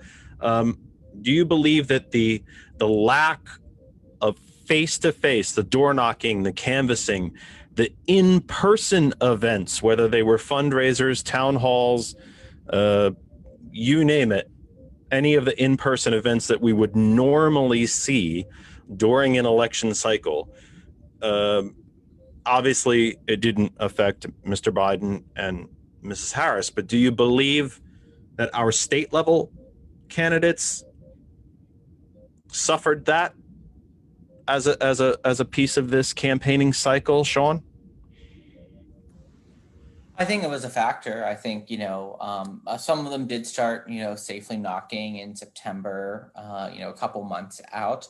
But in some of those races, if you're a challenger running against an incumbent, which most of these folks were, you need to hit doors so many times throughout the summer so people see your name on the stuff that you leave behind and that you actually get to see them and hear them. And so, and a lot of times, people have known their incumbent. And so you've got to be able to have and establish a relationship. And, volunteers are great, but the individual candidate coming and talking directly to what your issue is as themselves is what normally helps in a lot of these local and state legislative races, these smaller districts. And so, yeah, I think it was a factor. But I also think we still need to run the numbers and see how many of these people came out in these districts because of that fear mongering that we've been talking about. And we were never going to engage them anyway, right? The margins could be made up there. I do think that a lot of folks who did show up went with a person that they had heard of, that they knew.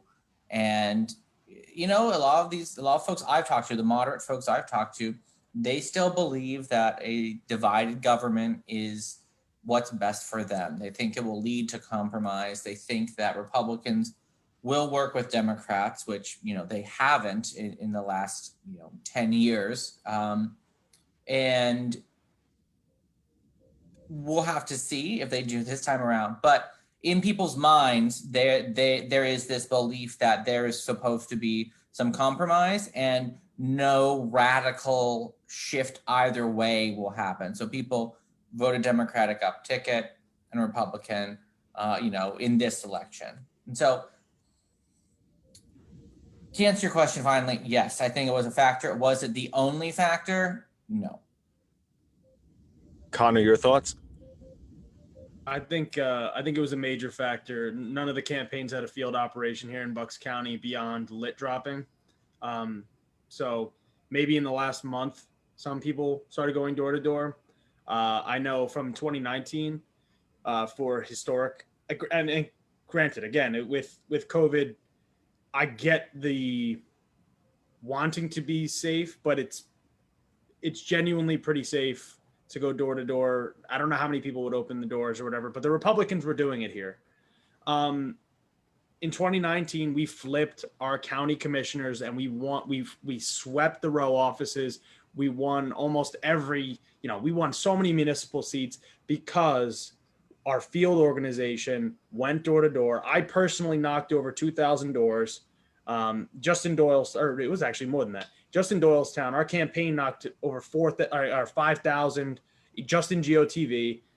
But this year, without being able to go face to face, I did another, couple thousand basically for Wendy Ullman's campaign, but I didn't get to speak face to face and say, hey, you're a Republican, but Wendy wants to protect your water. No, I didn't get to do that. It was on the door because that's what was the decision.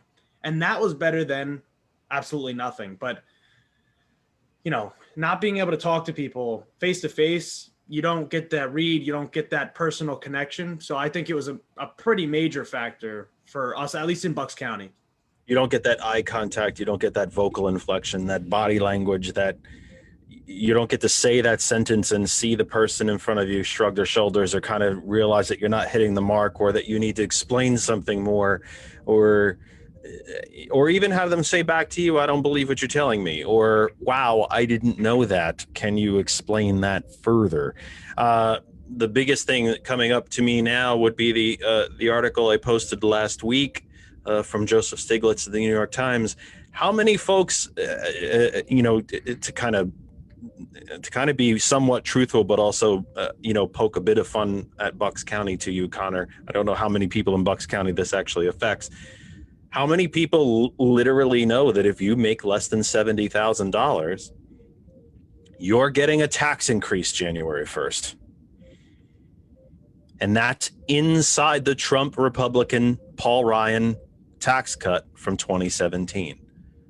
You're getting a tax increase. Did everyone hear me? All the listeners, all the viewers, whether you're live or on the recording, everywhere in the United States, from Maine to the southern tip of California, from the most northwestern tip of Washington to the Florida Keys, and everywhere in between. Buried in the Trump Republican Paul Ryan created tax cut bill from 2017, where all that money went to the top 1%, and it wasn't 83%, it was a hell of a lot higher than that. Went to the top 1% and the largest corporations in this country. I told you we educate on this program. Now you're going to learn something. There is a tax increase built in that legislation. If you make $70,000 or less, your taxes are going up. Oh, and by the way, if you make $30,000 or less, your taxes are going up even more because you're not poor enough. You need to be even poorer. That's trickle-down economics, folks. Because all the new wealth, all of it, 100% of it, has gone to the top 1% since the year 2000. But $1 trillion has been extracted from the bottom 99% since the year 2000. Because you're not poor enough. Because neo-feudalism has taken place here. And by the way, we had 12 years of a Democratic president and it wasn't stopped.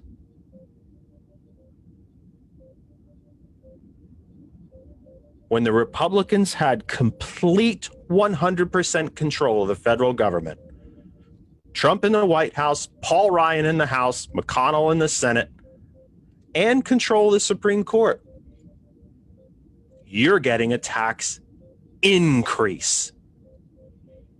Didn't hear much about that, did you, before you went into the booth and voted?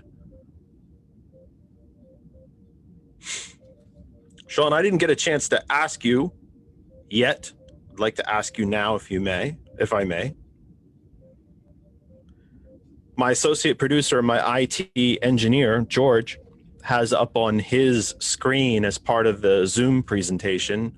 For those of you just getting the audio, I'll try to explain it to you. A county by county map of the Commonwealth of Pennsylvania and how those counties ended up. You'll see some blue islands in the top left-hand corner. Erie County went blue. Where Pittsburgh is home, Allegheny County. I'm really tripping over my tongue tonight. Wow. Allegheny County went blue. For some reason in the center, I can't quite explain Center County, but Center County went blue. Dauphin County, home of Penn State. Thank you, Connor. Appreciate that, because I really had not put two and two together for that. I appreciate that. I really hadn't put that together. I learned something. I'm happy to be taught something when I don't know it, and I appreciate that. I really didn't put that together. Home of the state capital, Harrisburg, Dauphin County went blue. And then, to borrow a phrase from Game of Thrones, the Great Eastern Wall, Lackawanna, Monroe, Northampton, Lehigh, Bucks, Philadelphia, Montgomery, Chester, and Delaware County, following the Delaware River south on the eastern part of the state of the Commonwealth. We're not a state, we are a Commonwealth. Sean, what does that map say to you when you look at it? What does it bring up into your head? What does it say to you? That we're still a deeply divided state, and I think that this election put a finer point on it. Our margins as Democrats went down in a lot of those red areas, and Republican margins went down in a lot of those blue areas. And that divide hurts Democrats because the blue areas are smaller, right? And so when you gerrymander, it's a lot easier to keep those areas isolated and to make sure that those red areas get overrepresented.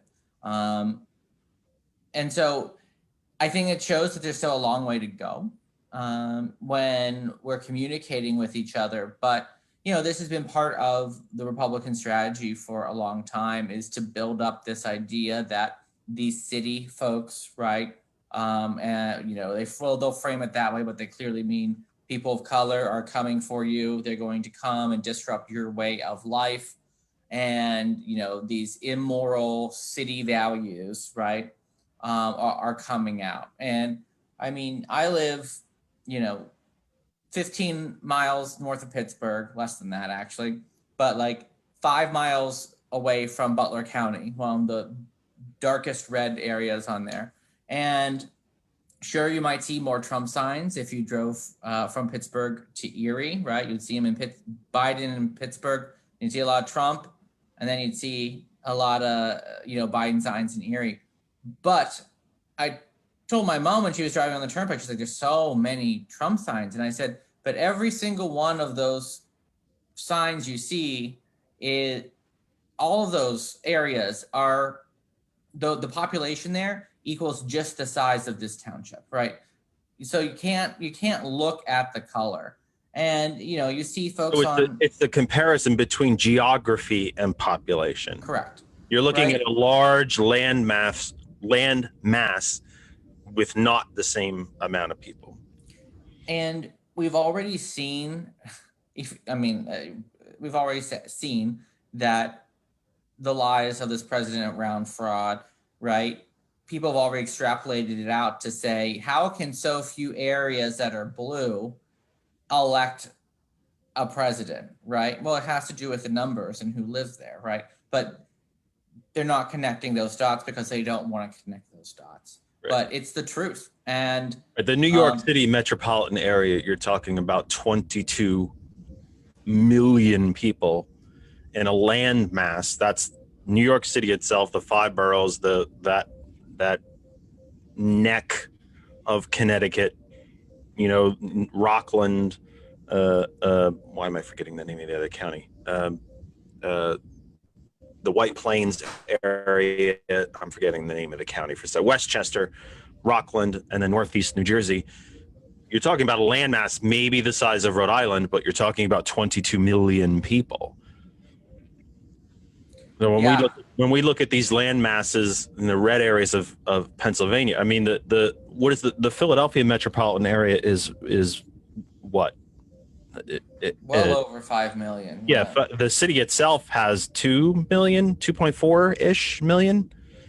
And then, the surrounding areas, even if you were to take the New Jersey suburbs into account, you're probably talking 5-ish million. And then these red areas, you'd be lucky to scrape together. Some of these red areas, you'd be lucky to scrape together a few 100,000. So we're looking at a large land mass, but we may not be looking at the same number of people. And that's where it gets deceiving. Yeah, I actually just saw a statistic. If you took the city of New York and you divided it into 14 parts, each one of those distinct parts would still have more people living in it than most of the states that have 2 senators in the middle of the country. And that's the system in which we live. And, those are the rules, right? That we're playing under at the moment. So we have to figure out how to win under those rules. Under the previous Senate, I know I keep cutting Sean off and Sean's gonna get mad at me, but I would just want to, for all of you listening and watching, let me just say, under the previous Senate, the Senate that that is technically still in session, but will be turning itself over after this election in January. The Democratic senators, there were 47 Democratic senators. Well, there are 45 and 2 independents. They caucused together. Those senators represented over 60% of the population of the country. The 53 Republican senators represented less than 40% of the population of the country, but yet they controlled the body. I have said this on this program before, and I have a feeling Sean will agree with me. Despite their flat out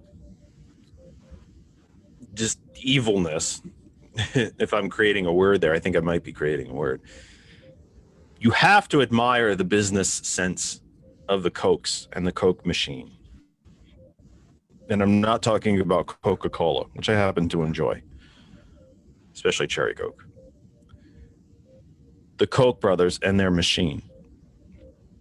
They knew enough, despite their massive, massive wealth, although it is, I think it was Charles that has passed. The brothers are worth over $150 billion.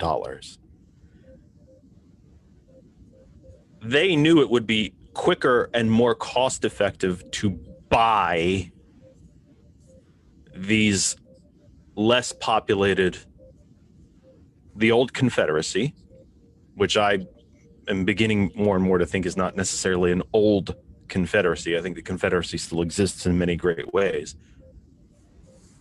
And the northern central states, the Montanas and the Idahos of the world, which, by the way, when I was a kid in the late 70s, were solid Democratic states. And the Kochs have since bought them out and they've turned solid red states. And they knew it was cheaper and quicker and more cost effective to buy these states out and make them red states. And you have to kind of admire the business acumen that they used to flip these states and make them solid red. It was easier and cheaper than to try to turn California red, or New York or Massachusetts, or even Virginia or Michigan or Illinois. But they could do it really quick and cheap and easy to do Montana and Idaho and Wyoming and Utah and the 2 Dakotas. And by the way, that's why we have 2 Dakotas when you go back to when the 2 states were formed, because Republicans wanted to have 4 senators and not just 2. So I interrupted Sean, but that's You have to understand in the current, what is still the current or will be the lame duck Senate, 53 Republican senators representing less than 40% of the United States population, 45 Democratic senators and 2 independents representing over 60% of the United States population. But as Sean said, and he is 100% correct, it's right in the Constitution. That is how the system is set up. But that's also why the Koch network and the Republic and the party that they own and bought. That's why they went after the states they went after, because it was quicker and cheaper. Forgive me, Sean. I'm going to try to explain that to the audience, a little history and deeper explanation into what we were getting into. I apologize for jumping on you. No worries. I mean, that's correct. And I think that, we still are making inroads. You see Arizona, you see Georgia, you see Texas, even though it didn't come over the line, it was significant improvement. These are places, they're expensive, right? But we have been investing in the way that we know how to invest without the billions of dollars, with the legwork, with the engagement, with the messaging that brings folks into the fold, and I think that that's what we're going to continue to have to do. In a lot of these really red places that you just mentioned, the infrastructure for the party is non-existent, or any progressive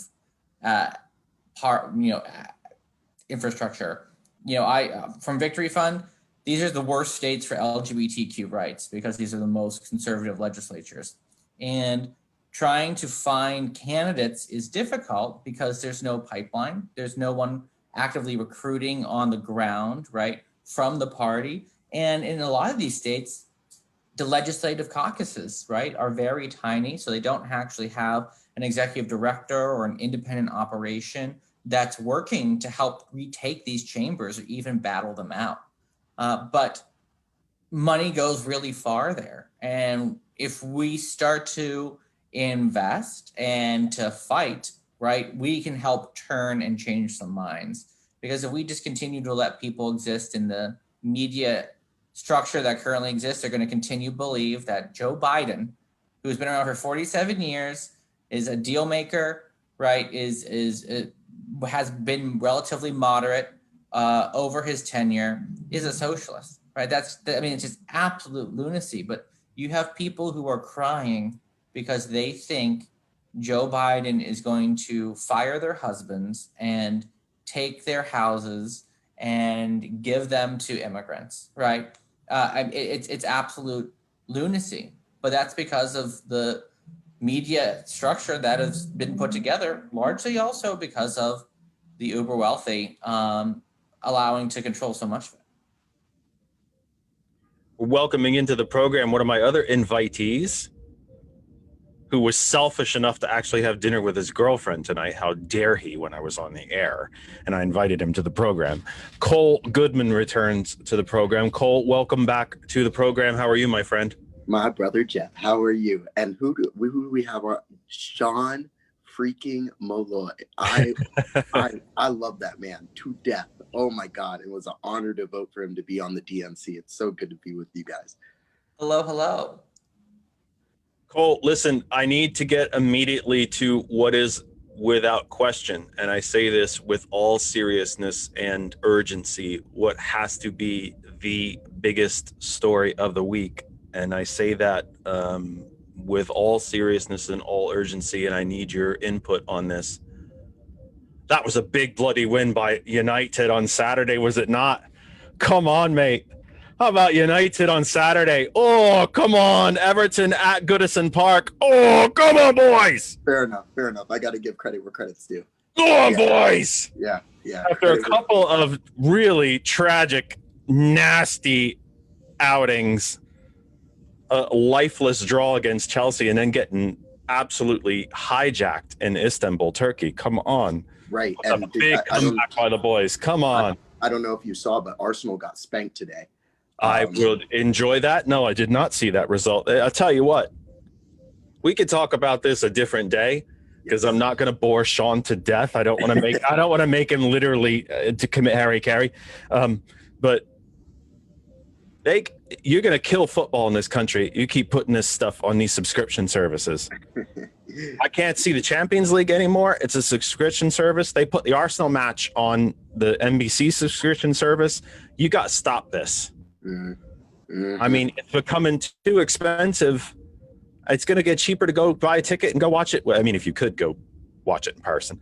It's almost the entire MLS is on a subscription service. I can't do this anymore. Stop taking my football from me. Stop. And by the way, it is football because you kick it with your feet. It's not the NFL. You play football with your feet. So Jeff, who are quickly two questions. One, who are the other two?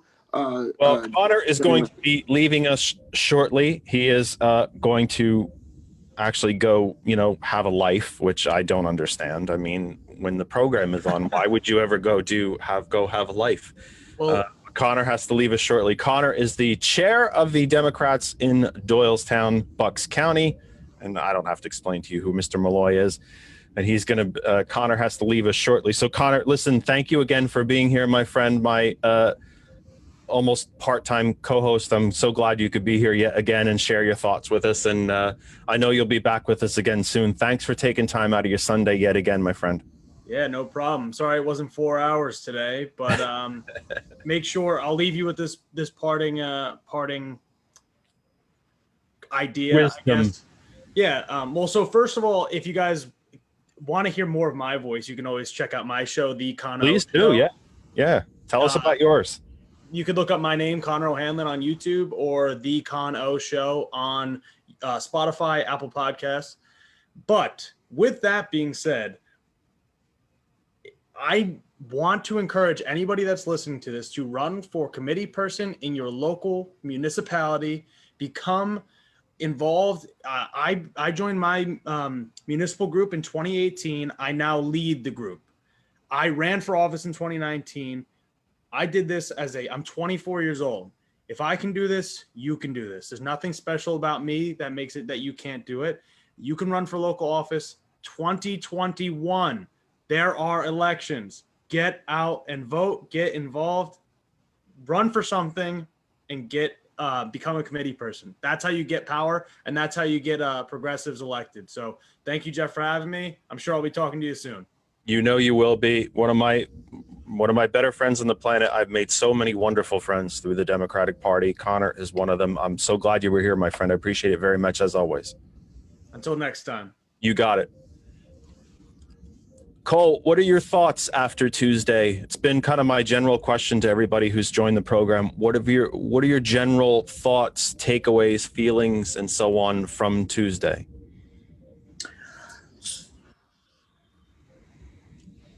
I know it's a very broad question, but what are is it just a deep breath? Is it just thank goodness that's over? Or is it now the work begins? Or what is it?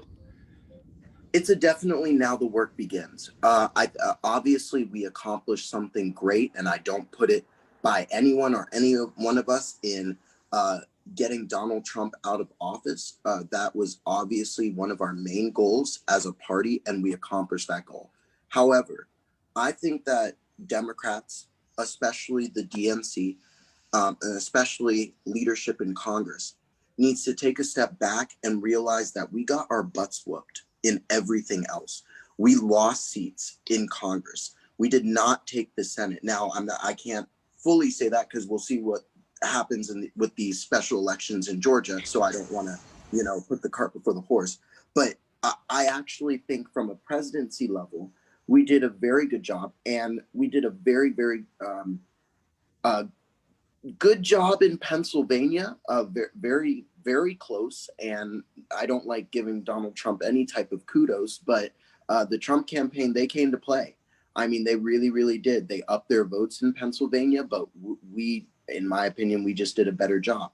But I think this election really shows that we need new leadership. We need young leadership, or not even just young leadership, but leadership of new ideas, whether it be in the House of Representatives leadership, the U.S. Senate, or at the DNC level, which is why I'm really glad that we have DNC members like Sean that are going to start representing us at the DNC, because I think if we're continuously winning or losing elections by these close or large margins, there's something wrong. And especially when we're going up against a party, in my opinion, that is preaching, xenophobia, homophobia, transphobia, and honestly, all around division and not unification like we have been doing. So I take great pride in we were able to evict Donald Trump from office and fire Donald Trump. But we really need a harsh reality look that we did not get the job done when it came to the House of Representatives. We lost seats, and we didn't get the job done. At least, again, I don't want to speak before it happens, but it looks like we could have a possibility of not taking the Senate, and I think that's a real shame. So far that's really my takeaways from Election Day. I want to kind of jump you both with a pretty difficult question. Presumed to keep his majority leadership, I have a feeling that Jon Ossoff has a chance. I don't think the Reverend has a chance. That's just my personal opinion. We will see how it goes. I was wrong before because I didn't think I was wrong actually about now Associate Justice Barrett. I thought she would get a vote during the lame duck session. I didn't think they would push her through before the election. So my predictions there were wrong. So don't take my predictions for anything. They are nothing other than my predictions. I think Jon Ossoff has a chance. I just don't think the Reverend has a chance in a one-way race with Kelly Loeffler, but that's just my personal opinion. We are not all constitutional scholars here. I am not a constitutional scholar. I don't play one on TV. I don't pretend to be one. But I want to ask your opinion. There is a constitutional line of thought. Mitch McConnell has already said that if he personally, one man, does not approve of the nominees the President-elect Biden puts forward for his cabinet, they will not receive a hearing, let alone a vote. And he has already said publicly that not a single judicial nominee will pass for the entire 4 years. The Constitution provides that nominees pass with the quote-unquote advice and consent of the Senate. If the Senate withdraws that advice and consent and abdicates that advice and consent, why can't a President Biden simply swear those people into office?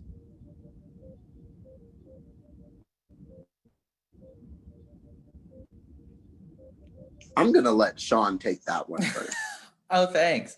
Well, I think, the cabinet's a different thing, right? The executive appointments, the political positions, right? There's, Trump did not even try to get folks through the Senate, and they served for years and years at a time as, temporary or acting positions.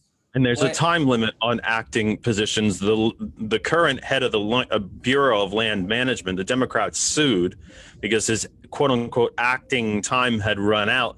And a Trump appointee judge told the Trump regime that this man must leave office, period. Your time has run out, according to the law. He simply refused to leave and still is the acting head of the Bureau of Land Management and continues to hand away federal lands for sale for $1 to mining interests, fossil fuel interests, ranchers, hunters, etc., etc., etc. I'm not talking about acting positions. I'm talking about a constitutional question that if the Senate abdicates its advice and consent power and says we're simply not going to give advice and consent because we don't like who you nominated, what keeps a president, any president for that matter, from saying, well, then fine, you refused to provide advice and consent, I'm putting this person in a position, and not just an acting one, but a permanent one. I just, if I could quickly jump in here, I personally, and obviously I'm biased on the situation. In my dream, As am I, but I think it's something that you mentioned, Cole. Isn't it time for this party, for our party, never to lie, never to fabricate, never to make these false, stupid, fabricated videos, but to play by the same set of rules? You want to play hardball? Play hardball. You set the parameters for this damn debate. Now I'm going to take the debate and I'm going to shove it down your throat. I don't want to play this way. When President-elect Biden says it's time to cool the hell down here and take a breath and start shaking each other's hands again and have conversations, I agree with him. But when McConnell says, before this election was even called, there's not a single judicial appointment that you can put in front of me that I'm going to pass for 4 years, then it's time to do something different. Isn't it? That is such a tough question. I mean, that's a real tough question because Mitch McConnell. After all, who's the president? The head of the executive branch or the Senate Majority Leader? Let me throw a question back at you. Do you think that sets a dangerous precedent? Absolutely. For when we don't have all three chambers? It absolutely sets a dangerous precedent, but so does the complete abdication of the advice and consent. I don't know how to answer that. I really don't know how to answer that. What Mitch McConnell did to Merrick Garland set a dangerous precedent. Remember, it was Chief Justice Roberts who sent an open public letter to Mitch McConnell and said, in 2014, our federal benches are empty. We cannot perform business. You've got to put some of these judges through. And he said, no, because President Obama doesn't get judges, because I don't want him to have judges. Democrats don't get judges. Only we get judges.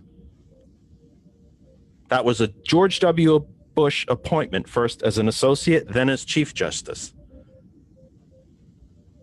It's not an easy question. I'm not giving you easy questions because you're smart men. And this has never been adjudicated by the way. I'm talking about you have the party opposite us playing by a whole different set of rules than we are. We're trying to play by rules arguably from the Eisenhower, Kennedy, and Johnson administrations, and they're playing by Nixon forward. Don't we have to start playing by those rules, Sean? I don't necessarily say we have to play by their rules. I think we need to make sure that we are playing a game at their level and making sure that we use tactics and strategies that make sense for us. You know, Democrats love to lose on the moral high ground, where you do it better than almost anything else. But we do have those morals, and we can go to sleep at night. And so we have to find a balance in the tactics and strategies we use. But I want to go back and say, in a way, I don't want to accept the premise. We know we can win these 2 Senate seats in Georgia. We don't have to be relegated to the minority. We have to make sure that anyone who supported Joe Biden and his agenda and wants to see Mitch McConnell defeated and not be this obstructionist, I was going to use a bad word,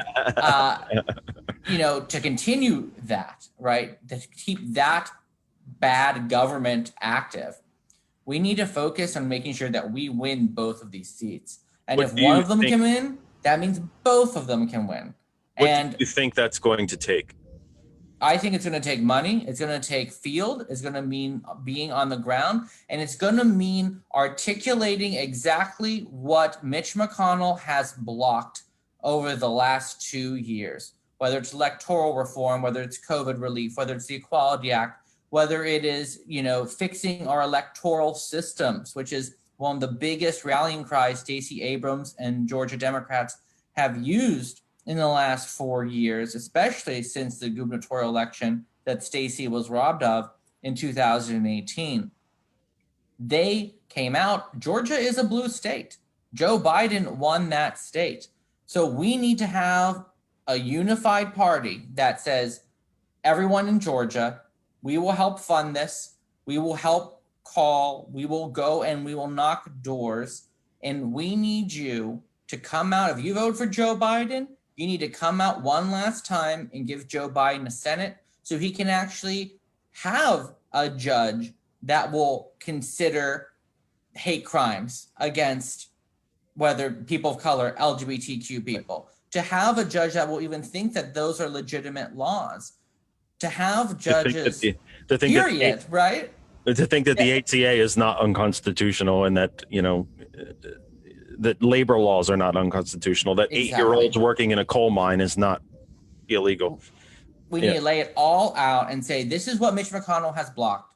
We have the House, we have the White House. We can do these things if you come out and vote for Raphael Warnock and John Ossoff. And it's just 2 votes and boom, you're done. Early voting starts in less than a month. And it's not just you're going to have to show up after New Year's. You can vote early. You can go, get your gifts for the holiday season and then go vote.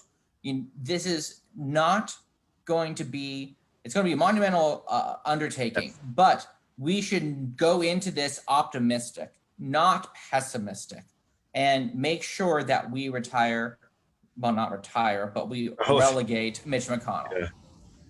Election day in Georgia is January 4th? 4th. Sean, I know you have to leave us. Is there any last, if I just open the floor to you, whatever comes out, any last thoughts or points that we didn't get to cover that you wanted to make sure that we got to? Yes, I'm very hopeful that we're going to, as I said, win both these seats in Georgia, and we need to come together to make sure that happens. But beyond that, we need to make sure that the tactics that were used in Georgia and Arizona, in a lot of these places where we actually did make a lot of inroads, they happen everywhere in the United States of America. And we have a party that will embrace the tactics and will help fund and ensure all those red places on that Pennsylvania map have an infrastructure that's just as good as they have in Philadelphia, Pittsburgh, and Center County. And so that's what I'll be working to do at the DNC. That's what we all need to collectively do. And we just need to make sure that we do not get caught up in our own quandaries over absolutism and different policy perspectives. We need to win these Senate seats, and then we need to make positive change. And that's what we have to work together to make happen. Sean, I'm so grateful that you took a time out on a Sunday evening to join me, and your first time here on the program. As I tell every single person, as Cole is evidence to, by being here yet again, when you join the program, that the door is open to you anytime. Your first time is never your last. You are always, always welcome here, sir. Here, and of course, that I am part of Our Revolution Pennsylvania. The door here to the program, the door there. This is not a one-shot deal. I hope you will come back. The door is always open to you. I'm exceptionally grateful for you coming here tonight and joining me. Happy to. Thank you so very much. Look forward to it. Thank you so much. So, Cole, what part of you do a lot of, I try to do a lot of education here. You know that. You've done a lot of campaigning in this cycle. We had a question earlier on in the chat before you got here that, asking about how much our candidates on, really, to be fair, in both parties suffered from the fact that they couldn't do face-to-face campaigning, and that we couldn't look people in the eye and make that case and educate and explain our policy positions. How much explaining I still think it's the big missing piece, especially in our party. And I think you and I'm almost certain you and I have talked about this before. I still think it's the big missing piece on our side of the aisle. I think it's something that candidates don't do enough. I think there's too many candidates. I know this is going to be taken harshly. I think there's too many candidates who don't know how to do it, either because they don't understand the policy or because they can't articulate it well enough or because they're too scared in front of a crowd to do it. But how much education do we still need to do on our side of the aisle to explain to, like we're I think you were already with us when I started screaming. You know, how many people in our Commonwealth know that if you make less than $70,000 a year as part of the Trump Republican Paul Ryan tax bill of 2017, you're getting a tax increase on January 1st. You're getting a tax increase. Your taxes are going up, higher. They're going up. And if you make $30,000 or less, they're going up even more. Because you're not poor enough. We're going to make you even poorer. How much more education do we have to do? I just don't think we're doing a good enough job of it. What do you think? You know, so you kind of hit on quite a few things there. I tend to ramble and do that. No, it's okay. It's okay. So I want to go back quickly to something that Sean said that I think is incredibly first important to point out. I think there are many, and I'm going to get in trouble with this comment, but I am in such a straightforward, truthful mood tonight, which I always am in. But I've had a few drinks in, so I'm just going to. You're going to get in trouble? No way. There are many in the leadership of our party that believe that Pennsylvania is just Philadelphia and Pittsburgh. Right. And we almost got walloped because of that mentality. So I just want to put that out there. And there are like Cumberland County, Dauphin County, Center County, Erie, that really got the vote turnout, up for this election. But in my opinion, it didn't have anything to do with the Democratic Party apparatus putting resources there. Because where were the two cities that you saw the most surrogates and national candidates go? It was Philly and Pittsburgh. Right. And I completely understand that that's where the populace is. Right. But there has to start being an understanding that if we're going to stop being a swing state and we're going to start to be a solid blue state, then all of that red that you see on George Dayer's map down there. George, I don't think you've had the opportunity to meet George. George is our associate producer, engineer, IT specialist, and has been my friend for over 2 decades now. Nice to meet you, George.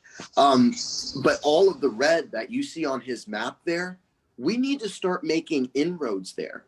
So it's not enough to just say, which I've heard Democratic leaders say, oh, we're going to do a 67 county strategy, but we're not. But then the follow through is putting no resources, bringing no candidates, and not trying to connect with the communities in these red counties. It's just lip service.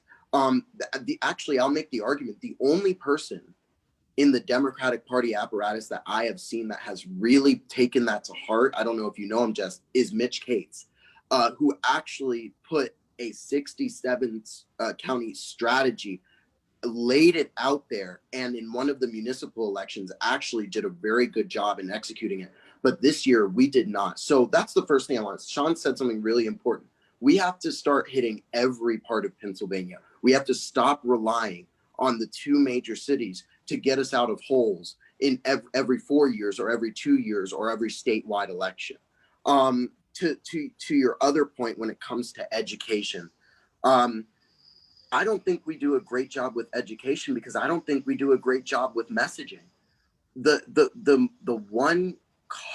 most common thing when I go on doors, at least in my county, that I get asked by people who are either first-time voters or looking to get involved in the process is like, we know what the Republican Party stands for. And these are Democrats too. And they know that because the Republican Party is incredibly good at messaging and giving their messaging succinctly. We're not.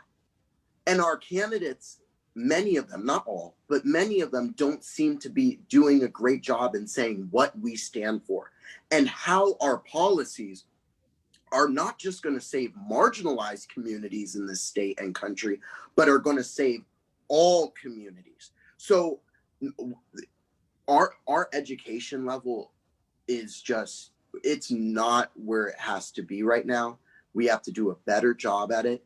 And I saw a few candidates in this cycle that were striving to do a wonderful job at it, but we need it from top down. You know, it can't just be a few people who are. Isn't that the conundrum that our party has and our candidates have? They're sort of swept up in that conundrum, is that, you know, explaining even that simple factoid that we started with. You're getting a tax increase on January 1st, period. You're getting it. Mm-hmm. Getting a tax increase. That doesn't fit on a bumper sticker. But, you know, vote red if you want to stay safe, even though we know that's complete BS, fits on a bumper sticker. Mm-hmm. I mean, isn't that, you know, build the wall fits on a bumper sticker. It fits on a bumper sticker. And we need to start saving marginalized communities, period. You're going to get a tax increase, period. We need to start honing our message and really making sure that it's dissected to a level. I'm not saying that the electorate at all is dumb or anything like that, but dissecting it to a level that people understand, oh crap, like we need to start voting blue, because if we keep voting red, you know, these from COVID to taxes to, they're going to keep plaguing our country and our community. So we have not done a great job with education. I'm saying that as an elected member of the Democratic Party. Like, so I'm not someone who's just throwing stones. Like, I see it within. I'm sure I know you do too, Jeff. I see it within the party. How do you explain? Did the party on the state level? This is a difficult question. It's not a comfortable question. You and I, we're lucky in our friendship. We've had, you know, we can have difficult discussions. This is an uncomfortable question. Did the state party sell itself out to an extent to get President-elect Biden elected? We lost seats in the legislature. We lost what we refer to in the Commonwealth here as row offices. We lost the treasurer, man who could arguably be the next Secretary of the Treasury on a national level, Mm-hmm. and whose record and history is squeaky clean, and whose record is absolutely impeccable, regardless of what party he's from. He could be Democratic, Republican, Martian. It could be from Jupiter. His record is absolutely stellar. We lost the Auditor General's race. Attorney General Josh Shapiro barely squeaked a victory. A man who, for whatever you may think of him, had a solid, clean record to run on, and still barely squeaked to a victory. I mean, did the state party sell itself out to get President-elect Biden elected and literally toss all of these other races to the side?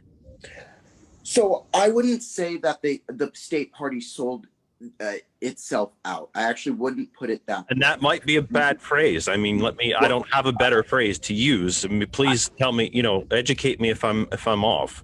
I wouldn't say the state party sold itself out. What I will say though is from what I see as a party member and also just as a citizen, the candidates that put the most work in. One, look, I like Joe Torsella.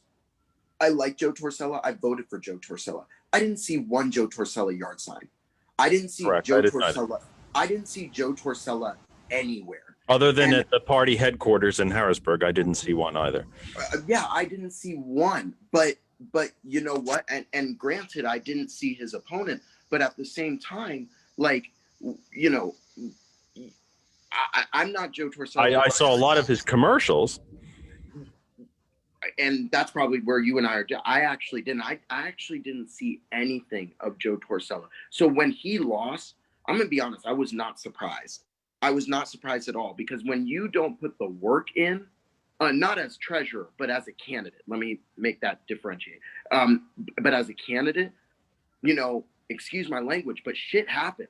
Like, and it happened. Now I can't say the same for Nina Ahmed, because I saw her commercials, I saw her yard signs. I didn't. But see, I did see here in the Lehigh Valley. I didn't see.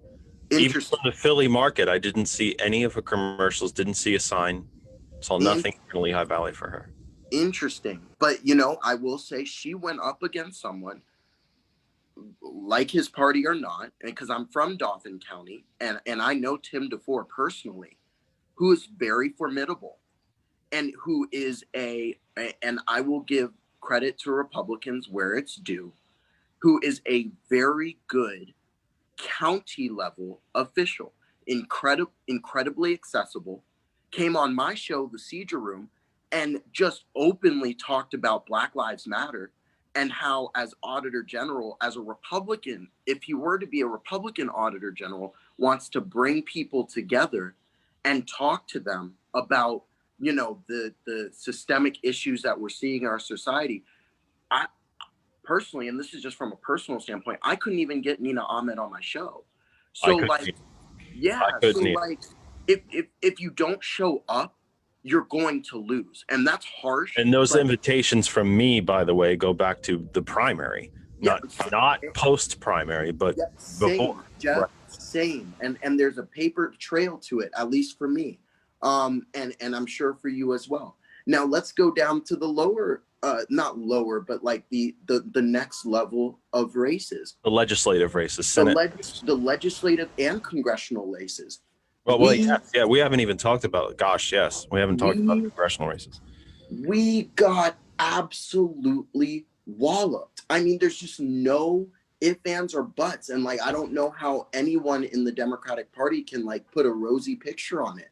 I mean, in our district, we possibly, in my opinion, had one of the best candidates in Eugene DePasquale to run against Scott Perry. Where was National Surrogates in supporting him in the 10th congressional district? Well, that's what I'm talking about, Cole. That's why I'm asking. And I'm asking partly out of my own perception and partly because I want you to tell me if you believe I'm wrong. And you are, and that's awesome, because I want to learn what I don't know. I don't know everything. I contrary to sometimes I portray it, I don't know everything. I want to learn what I don't know. And, you know, from an inside the Commonwealth point of view, Eugene had everything. He had money, he had volunteers, he had staff, he had everything. He did not have national surrogates. I get that. But it seemed, and all of the, you're in it, you get, you know, all of the whispers were, he's got a shot. Got a shot at this, man. When we look at the map that George has up for us, Erie went blue. Christy Nubis was putting on her Facebook that she had polling that she was within a point going into election day. She was fundraising off of that, and she got hammered. She got flat out throttled. You had Christina Finella, we were talking with Connor earlier, who did an appearance with Mr. Biden and with Harris, and she got throttled. Oh, so she lost too. I didn't check absolutely. on that. You have, you know, and that's, you know, you have, again, Christy Nubis is in Blue County and yet somehow still just got trounced. She's got a Blue County in her district. You got, on a state race, a campaign that I worked on, you have Adam Rodriguez in the 189th. Monroe County went blue. That's his district. And he got crushed. Mm-hmm. I mean, there's some mysteries out there. Mm-hmm. I'm not saying chicanery. I'm saying there's some mysteries out there. And Adam got little to no help whatsoever from the state. I mean, was there I guess I keep asking you the same question over and over. That's not really my intention. It's just, did we throw so much attention onto this presidential race? And I get it. I mean, when there's a presidential election, that's going to be the natural default position for everybody. Yeah. The highest office in the land. I don't think it's the most powerful position in the world anymore, but it is the highest position in this nation. Was that so much of the focus that we forgot, not forgot, but it took so much focus that there was not enough focus left for everything else? Yeah, I think that's definitely a way to look at it. I mean, I more look at it from a perspective of, I'm tired of being gaslit by people saying that, oh, we're a point away from, taking, this seat, or people who, and not to name names, but people who are traveling around the Commonwealth saying, oh yeah, we're going to take back the state house, or we're going to take back the state Senate. I mean, we didn't even hold it. We didn't even keep it where it was. Right.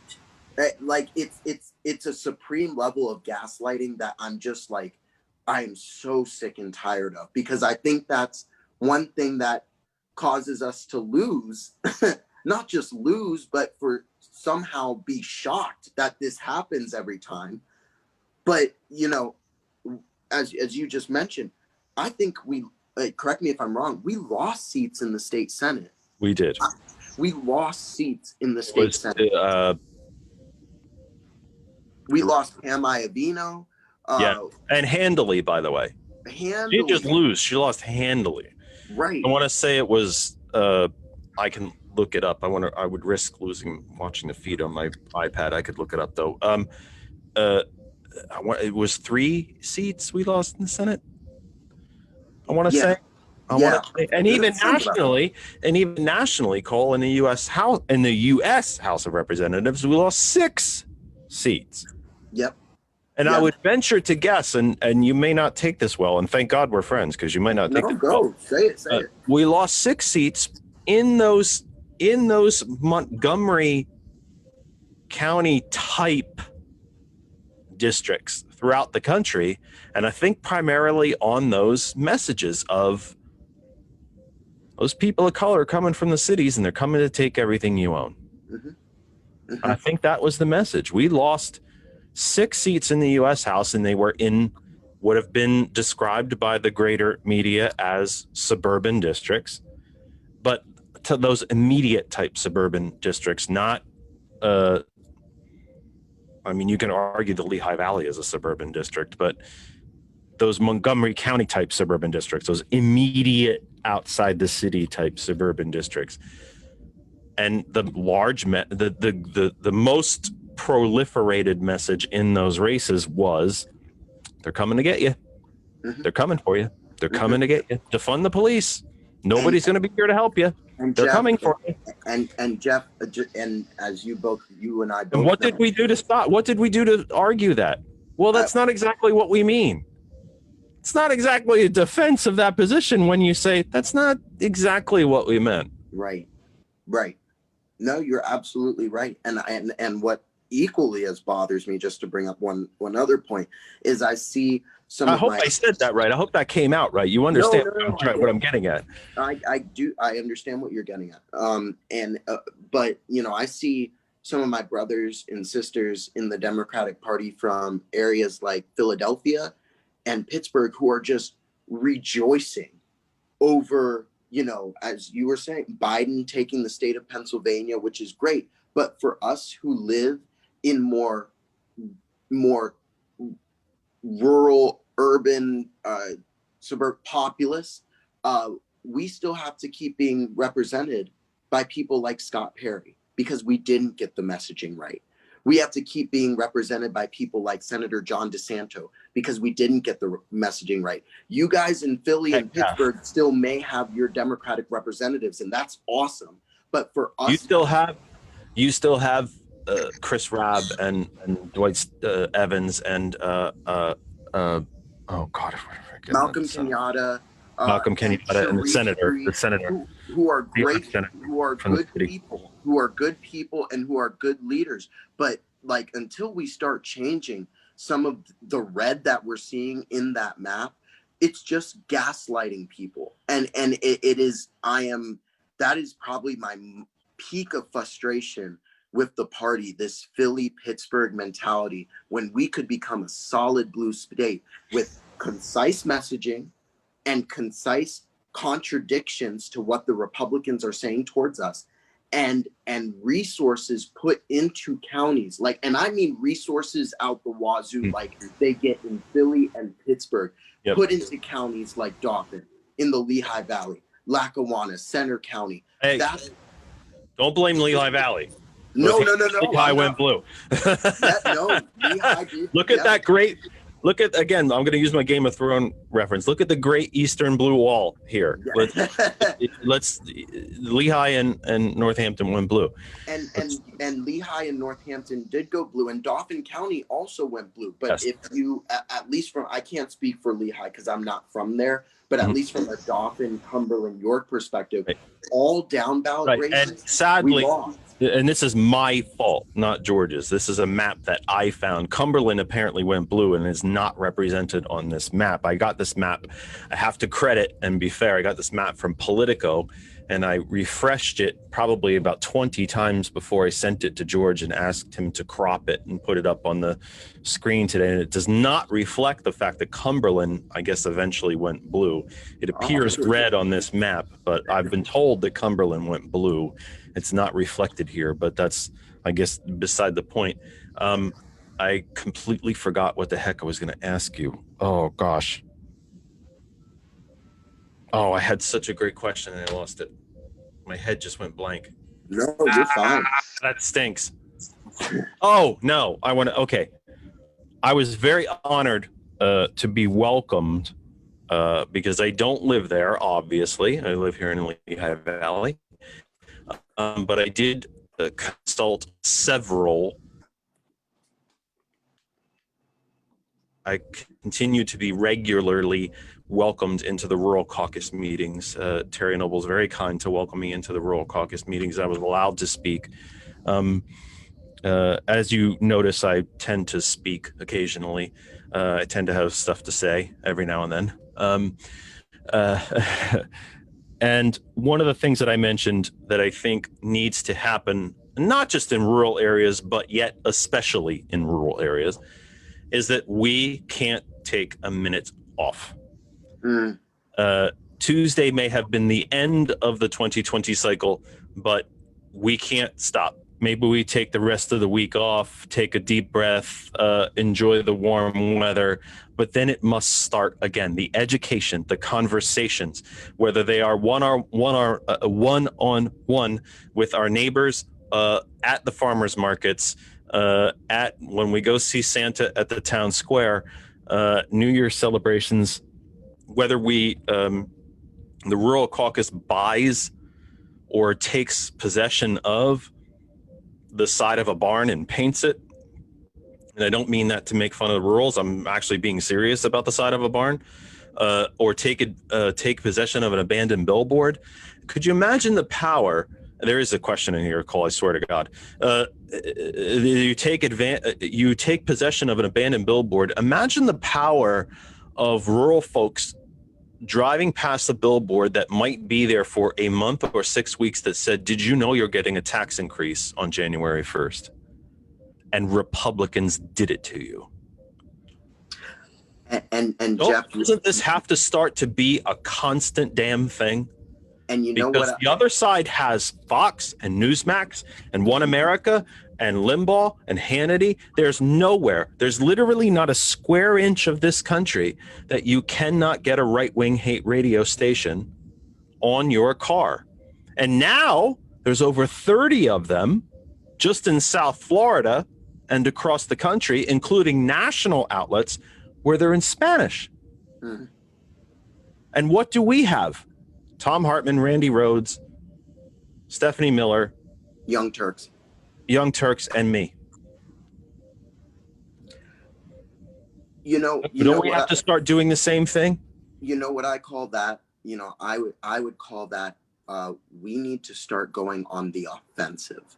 Like we need to start going on the offensive, and that could be instead of Tom Steyer spending $1 billion running for president, and he was never going to be president. Maybe he should have bought Clear Channel, right, and bought 700 radio stations, and put Tom Hartman and Stephanie Miller and John Fugelsang and Randy Rhoads and Michelangelo Signorelli and recreated Air America. I mean, isn't this the kind of offensive we need to go on? Absolutely. And start to counter this. Right. And I just want to like really pick a piece. And me? and you. And I really want to pick a piece. Well, self-aggrandizing there. I want to pick a piece of what you just said.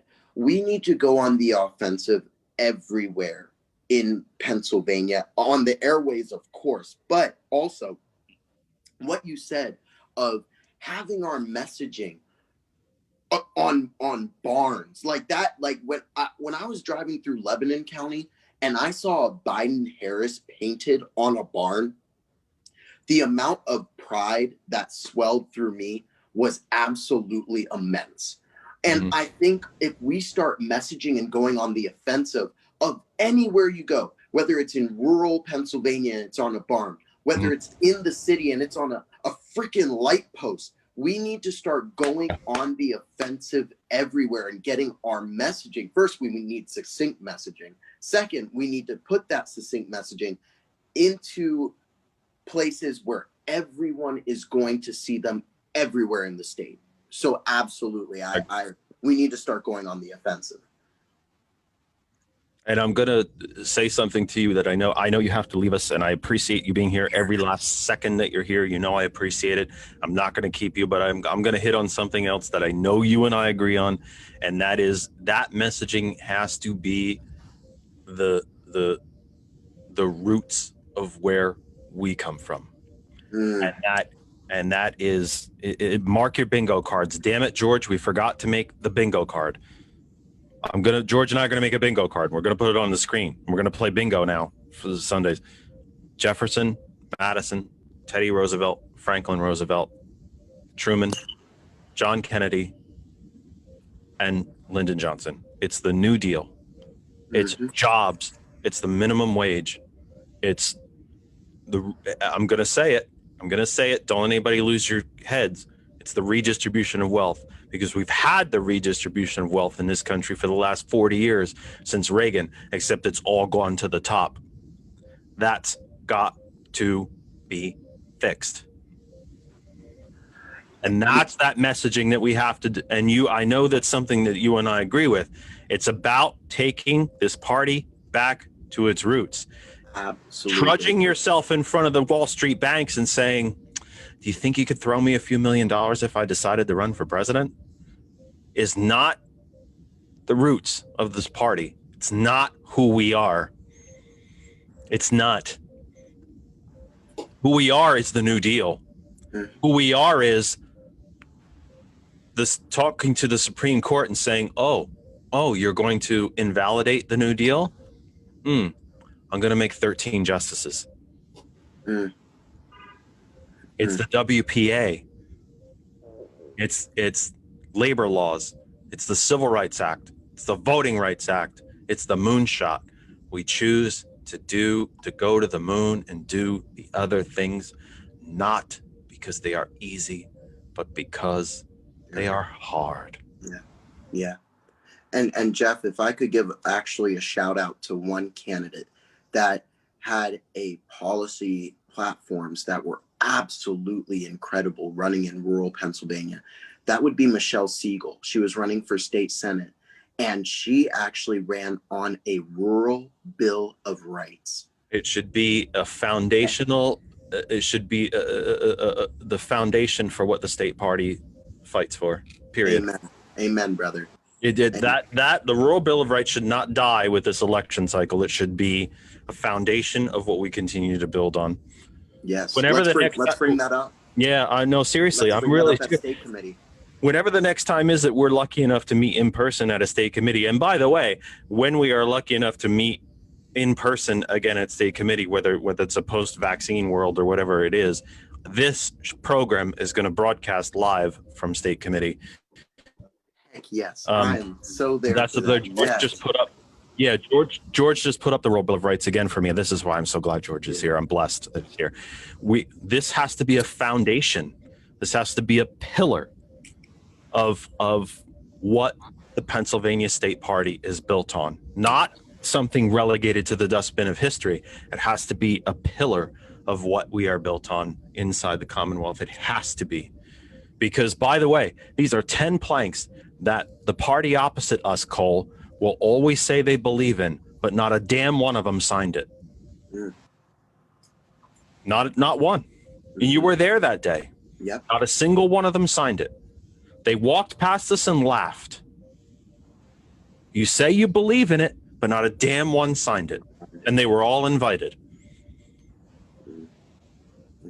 Hypocrites one, hypocrites all. Yeah. Yes, sir.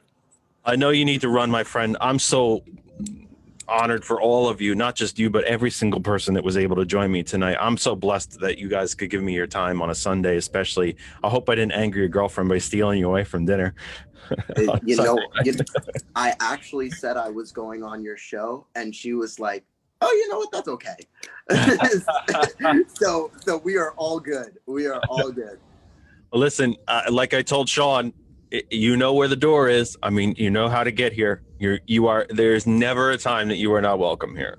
Thank you, brother. I absolutely love you. I really do. I have a tremendous amount of love for you. And you owe me a visit. I need to get on the Rage Room. No, I got the wrong. Oh my God, I got the name wrong. No, the name of your show, the Cider Room. The Cedar Room. The name room. The Cedar Room. That's I okay. got the name wrong. No, you're fine. You're fine. It's a new terrible. show. It's okay. Yeah, my show is called The Cedar Room. You can find us on Facebook. And we kind of take after Jeff's show. We just want to speak the truth. And it'll be the Rage Room when I get there. Yeah, hey, I know that's right. I know that's right. That's unforgivable. I can't believe I got the name wrong. Oh, I'm not going to live that down. It's going to bother me all night. No, that's okay. Never should have. That never should happen. Tell everybody how to find your show again, please. Sure. We're the Cedar Room. That's Cedra, CIDRE room. And we're on Facebook. We're also on Spotify. You can find us on both of those platforms or any Apple type of podcast platform.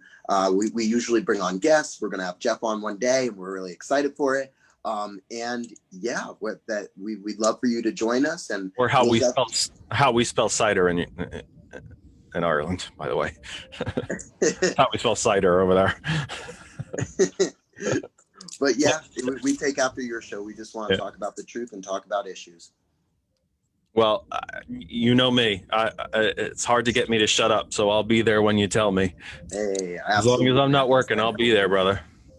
Thank you for having me tonight. I got you, brother. I'll see you soon. Thanks so much for being here. You know how grateful I am. I really appreciate it. I really do. Always. You let me know and I'll be there. All right, go enjoy the rest of your evening. Thanks so much, mate. No problem. All right, cheers. Well, that was everybody, huh? That was awesome. Wow. We love having so many guests, but listen, we want your phone calls as well. The phone number is on the screen. If you're still watching on Facebook, the phone number is on the screen. And to our sisters and brothers, friends and family at hot101.net, you can call us now. We will take you to 8 o'clock at least until 8 o'clock. 267-227-9189. 267-227-9189. 227-227-9189. Wherever you are watching on Facebook, I've done a very, very poor job of resetting the program tonight, and I apologize. Let me just catch you up on where we are. This is the Kennedy Effect. It is Sunday, 8 November 2020. Sunday, 8 November 2020. It is 7, oh gosh, what is it? 7:37 Eastern time in the United States, here in the Commonwealth of Pennsylvania. And this is the Kennedy Effect. Wherever you are watching on Facebook, we thank you so much. If you are with us live, we thank you even a tiny bit more, because it is Sunday evening, usually family time, and we thank you for being with us and taking time out of your time to be with us. We hope that this is this has become a regular part of your routine to be with us on Sunday evenings. It means everything to us that you are here. If you, wherever it is that you're watching, you can stay right there and watch and listen. That's awesome. That's great. Stay there, or you can come to that other side of information and be part of the chat. It's been a great chat tonight. Lots of people inside, especially Ashley. Thank you so much for being there, Ashley. Hagir has popped in and out of the chat, adding some comments while she's probably enjoying a Sunday dinner, which is great. So awesome of her to give us a few minutes of her time. She's such a busy lady, and as we get to know each other more and our friendship grows, I know we'll be working together more and more and more. We seem to have developed quite a camaraderie very, very quickly, and I'm very honored for that. George, my associate producer, who is welcome to pop on if he wants to speak. He does not have to, but if he wants to, he can. Mentioned Ring of Fire as progressive media. You are right. I should have mentioned Ring of Fire. I should have included them.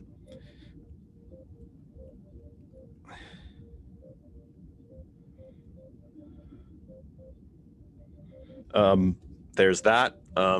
You can live tweet us at that Kennedy Talk. If you are a little too shy to call, you're welcome to do that. I have the Twitter open in front of me. It doesn't appear that anyone has, but that's quite okay. You are welcome to do so. We'd be happy to take your tweets.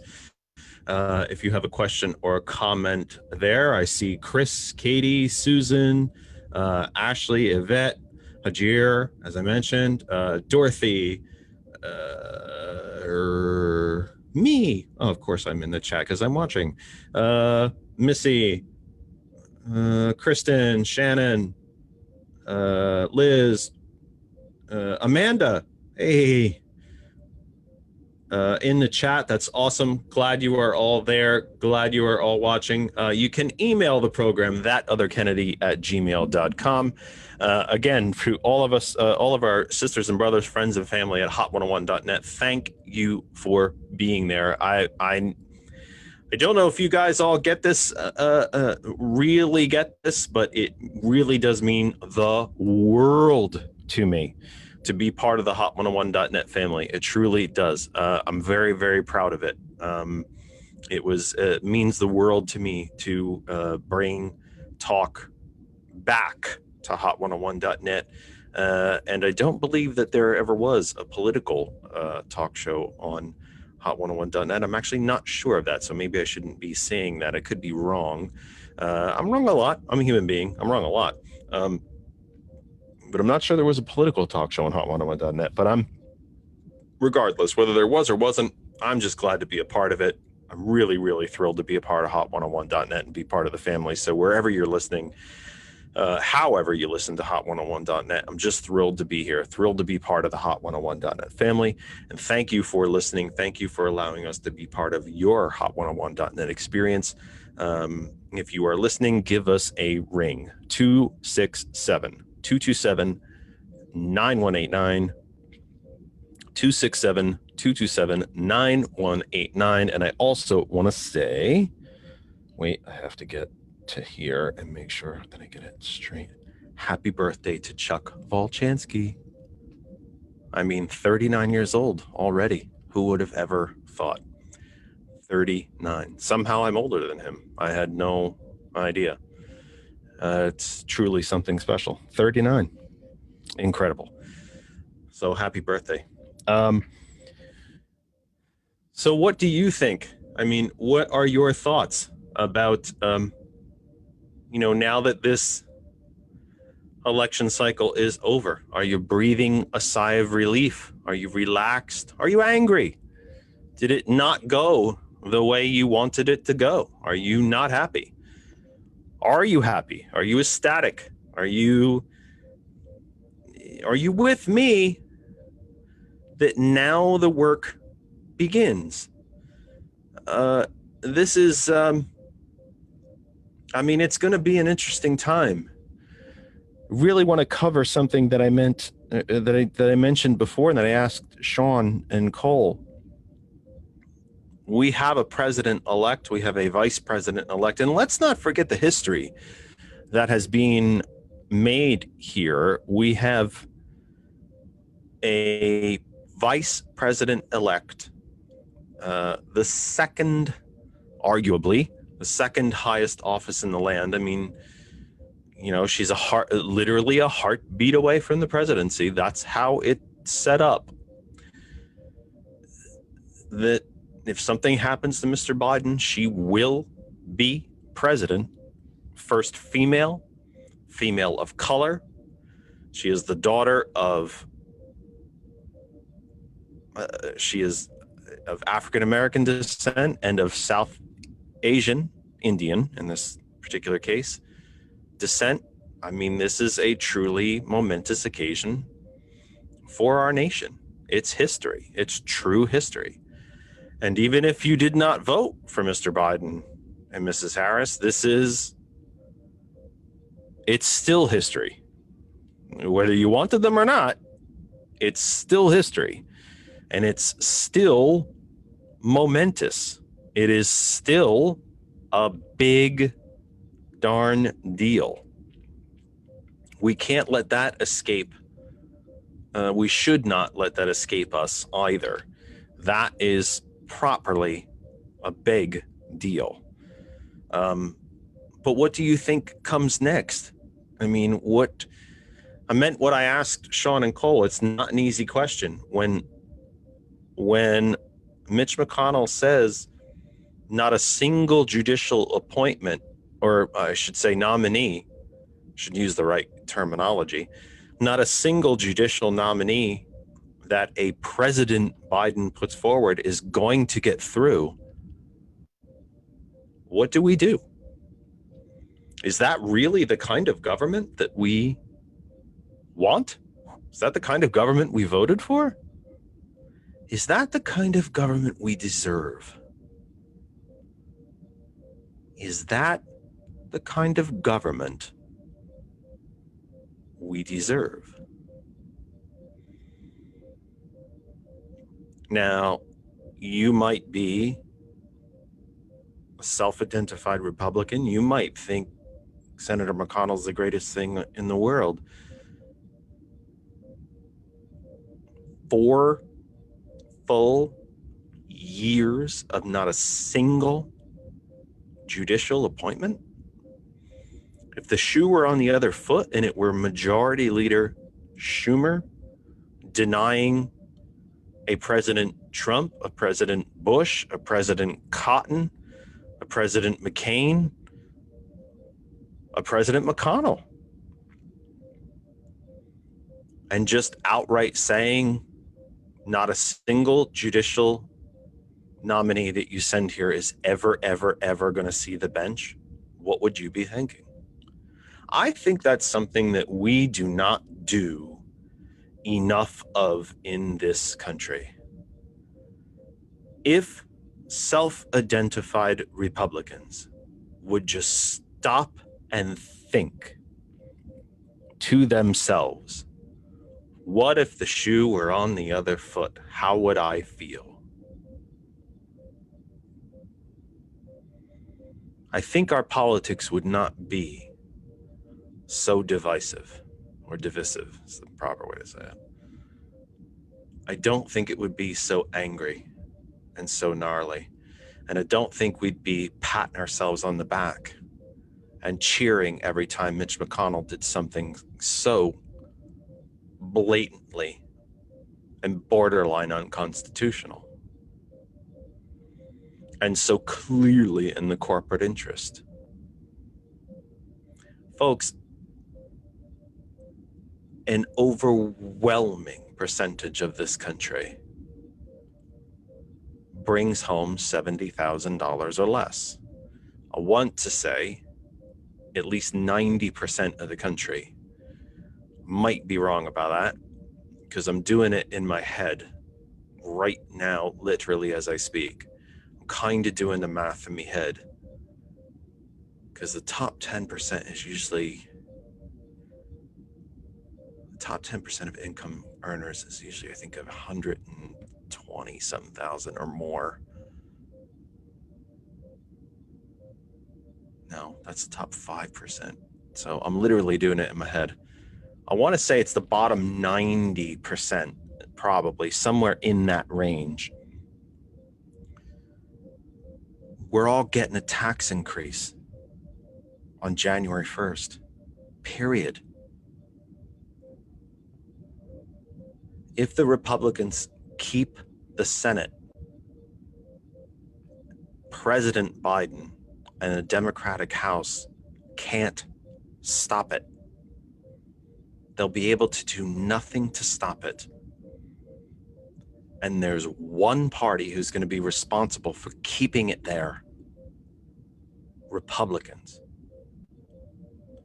That's not just me creating partisan BS out of thin air. It's a bloody fact.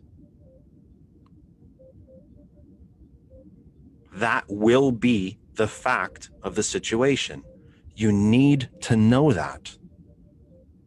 That's called truth. That's education. That's what we do here. Truth, facts, and education. Now, maybe a President Biden with his 4+ decades in the Senate will be able to negotiate with McConnell and get that tax increase wiped out. My guess is he'll probably have to grant more tax increases or tax cuts to the freaking top 1%, but I hope I'm wrong about that. Or he'll have to give somewhere else. But maybe he'll be a miracle worker and he won't have to give something else. I don't know.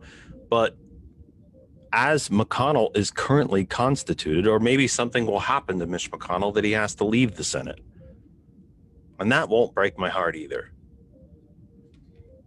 But as it stands at the moment, you're getting a tax increase. And it's the Trump, Republican, McConnell, Paul Ryan party that did it to you. Period. Fact.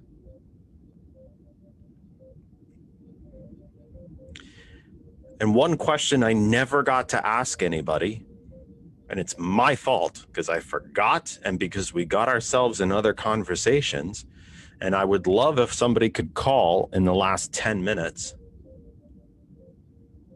Why do you Republicans, who are not part of the top 1% economically, continue to vote against your own economic self-interest? That tax increase is coming. I can't afford it. You can't afford it. If you're making less than $30,000 a year, you're getting an even bigger tax increase. You can't afford that. You might starve. Literally starve. And yet some of you are still voting Republican. I say it here every week. That attic full of guns is not feeding you.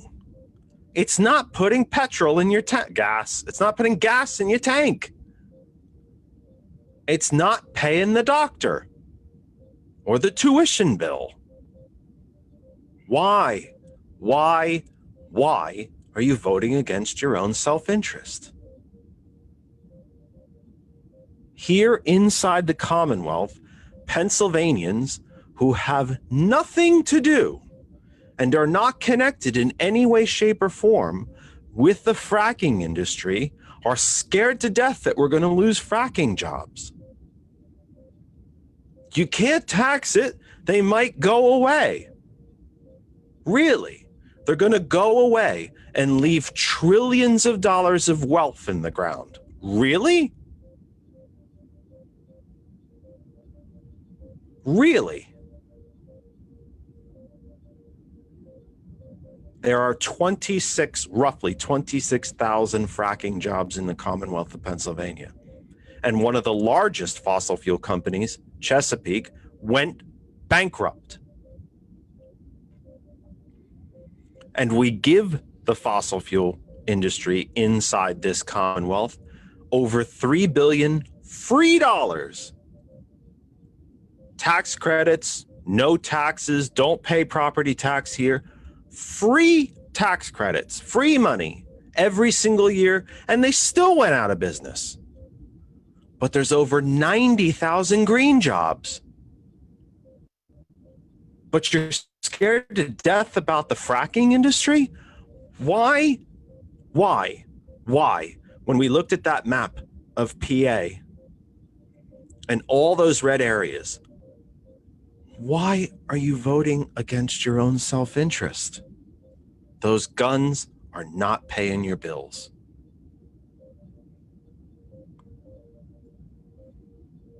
They're not paying the doctor. They're not putting your kids through college. They're just not. They're not putting gas in the car, not putting clothes on your back. Stop voting against your own self-interest. And yes, we've done this before. We have said this before. When the 99% all votes together in their own self-interest, that becomes the community, the societal interest. It's not selfish anymore. It then becomes the planetary interest. It then becomes the communal and societal and planetary interest. There's only about 2,400 billionaires on the planet.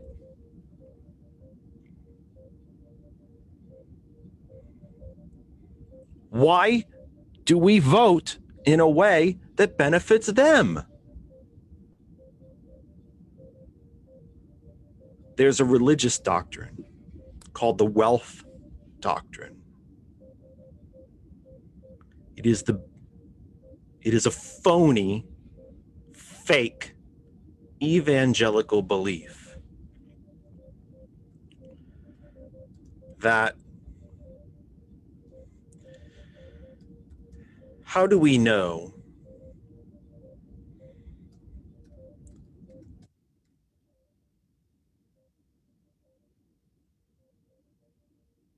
whom?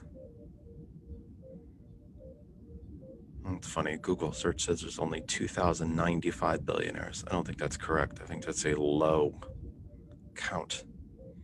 I believe there are more than that. I think it's 2,400. I'd actually seen a count that there were 4,000. It's odd. That's wrong. There's a fake and phony, I shouldn't say it's fake, it's an actual published doctrine. I consider it fake because I think it's baloney. That said, let's put it this way. There is a theological train of thought called the wealth doctrine or the prosperity doctrine. I've heard it called both. You can look it up, but I will explain it to you. That says, how do we know whom God has truly blessed and or blessed the most, and whom should lead, whom the leaders should be, or who the leaders should be? I'm going to get the grammar police is going to come after me because I may have mixed up my usage of who and whom.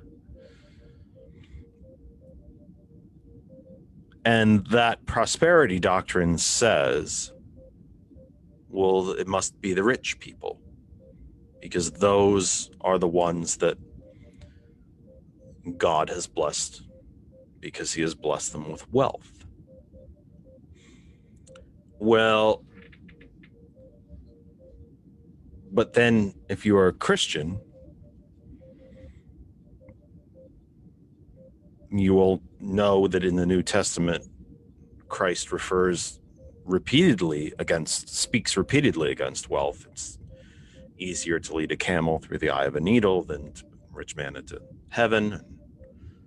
You cannot serve two masters, both God and money. And by the way, who overturned the tables of the money changers at the temple?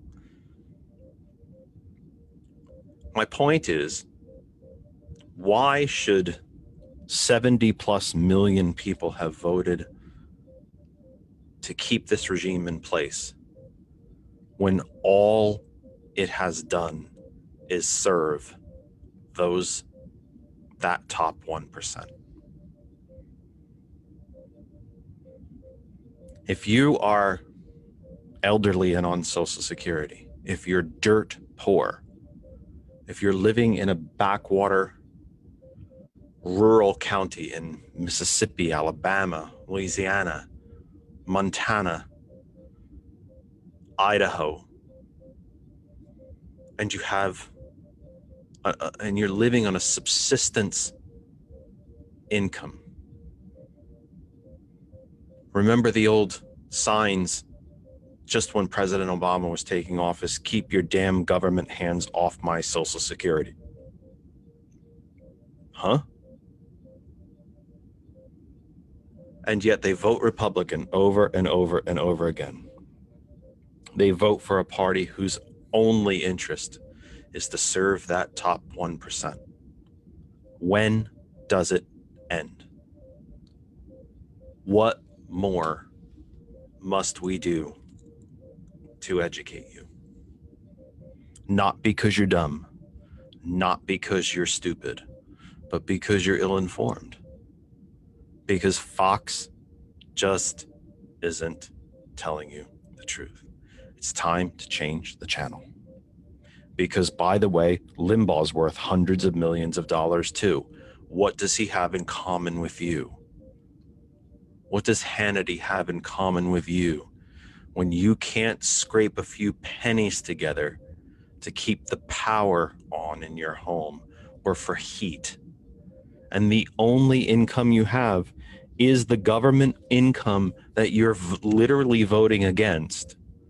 What do these multi-mega millionaires and billionaires and CEOs and multinational corporations who want zero Social Security, zero Medicare, no Department of Education, no Labor Department, no unions, no child labor laws, no health care to speak of? What do they have in common with you? The answer is nothing. The Democratic Party is not perfect, but we're the only ones trying to represent you. And if you have friends and family like this, then it's time to have that conversation with them. Stop voting against your own self-interest.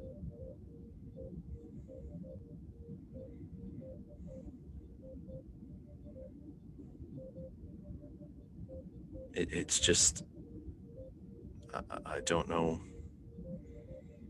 I don't know what to say. I thought I would interject here. Oh, thank sorry. you. You just scared the crap out of me. Sorry. I've been listening. Now I've been listening to this. The thing with the tax increase, I was like, people are going to think that Biden did this, did the tax That's increase. why it was designed to take place in January of, right. Except that it will start before he's sworn in. Remember that. Yeah, but they're still going to It think starts he did before he's sworn in. And it's funny because anybody listening to this is going to know better. Well, I'm not going to stop talking about it. Like when I talk to friends and family who are Republican and who voted, the way they voted for Trump, they didn't get their news from Hannity. They didn't get their news from any. They got their news from Facebook. Yes. It's like, it's like the worst thing. But the thing is, it's on your phone, it's on your computer. They don't really have time to sit down and watch the news. You have to They're remember what working and the everything, but they got it basically from a social media platform, and right. that's basically, and that was one of the problems. You have to remember what the Facebook algorithm is built on, folks, and George knows this. Again, number still open, folks. Don't be shy. Don't be afraid. 267-227-9189. As long as we're on the air, the number will be open. 267-227-9189. 267-227-9189. We should probably create a meme for the phone number. And we do need the bingo card. George, we forgot the bingo card. But that said, you have to remember, folks, how the Facebook algorithm is built. Not only is Facebook tied in to your internet searches, which it is, by the way. If you look up, you start car shopping, then all of a sudden your Facebook timeline is filled with car ads. If you look up furniture, it's filled with furniture ads. If you do home shopping, it's filled with Trulia and Zillow ads, and so on and so on. Political part is no different. You click and like a Facebook post from Alexandria Ocasio-Cortez, then you will start to see Facebook posts from Rashida Tlaib and Ilhan Omar and Bernie Sanders and Mark Pocan and possibly Tom Hartman and maybe even me. And it becomes self-perpetuating. On the other hand, if you like one from Limbaugh or Hannity or Mark Levin or Fox News, you will then start to see more from them. You may like a second one, then you will see 4 more, then you will see 12 more, then you will see 30 more, until your entire timeline is flooded with them. And it won't just be from Fox. It'll then be from Newsmax and One America News and Breitbart and InfoWars and Hannity and Limbaugh and Levin and Drudge and Laura Ingraham and Ann Coulter, and it's self-perpetuating until all of if you consider yourself someone who's middle of the road, that you might like something from Tom Hartman one day and Limbaugh the next. If you happen to like maybe 3 right-wing posts and 1 left-wing, eventually all the left-wing posts will be drowned out until you don't see them anymore. When Facebook instituted this rather lengthy, I guess you would call it a certification, authentication process. It was an authentication process. It knocked out nearly 2/3 of the quote-unquote left-wing sites. Why? I honestly do not know. Because they were inauthentic? No. Because it took out Mother Jones. It took out The Nation. It took out all sorts of what you would consider left-wing media, but not because they were fake. There's just whatever terms, whatever really struggle, whatever hurdles, whatever bars were set to meet these terms, these mile markers, these standards to meet the Facebook authentication process, these left-wing sites just didn't, for whatever reason, meet them. But shocker, all the right-wing sites made it. Think maybe Facebook didn't want to pay any taxes? Zuckerberg is one of the 5 richest people on the planet. I think he's I don't know what number he is now. He's one of the 5 richest people on the planet, if I'm not mistaken. I think maybe a big company like Facebook doesn't want to pay taxes, doesn't want to make it easy for their employees to unionize. They're not a union company. Shocker. Think maybe Mr. Zuckerberg doesn't want to pay taxes. Think he doesn't want to see his capital gains tax rate increase because he's paid largely through stock, not through a regular income. This is what we were talking about with Cole. The democratic efforts, the work that has to be done on the Democratic side. I think Ashley may have mentioned it in the chat. The democratic efforts must be constant. There is no more off season. The 2020 election cycle starts now. The 2022 election cycle starts now. The education efforts, the conversations that we have with our friends, our family, crazy Uncle Larry at Thanksgiving. Sorry, folks, it's coming. Crazy Uncle Larry who says that black booted troops are going to come take my guns. That conversation's coming, kids. It's not going to be pleasant and it's not going to be fun, but crazy Uncle Larry is filled with crap in his brain and it needs to be cleaned out. Those conversations with our friends and our neighbors and the folks that we see at the farmers market and church and school and work, they have to happen now and every day. Our local Democratic committees are county Democratic committees, not just here in the Commonwealth, but around the country, wherever you're listening in the country. You got an abandoned billboard in your county? Take control of it. See if you can buy it. See if you can seize it. Find out who owns it and see if you can take control of it and maintain it and start putting messages up. Pound Facebook. I know we all hate Facebook to a certain extent, but I use it all the time and my message is getting out. If they can use it, so can we. Twitter is a lot more fair and even. Use your own email account. Share articles. If you don't want to get in a direct argument, share articles. Go to the BBC, go to The Guardian, ProPublica, The Intercept, the CBC, which is the Canadian Broadcasting Company.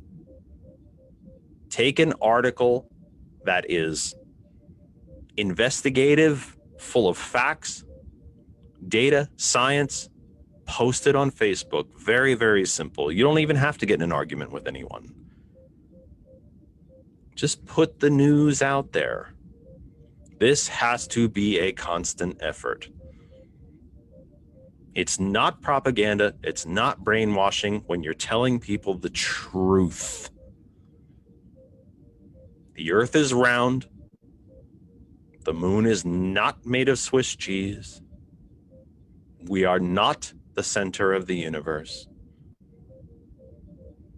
We are the third rock from an average star, one of hundreds of billions in one average galaxy, one of hundreds of billions in what might only be one universe, one of many.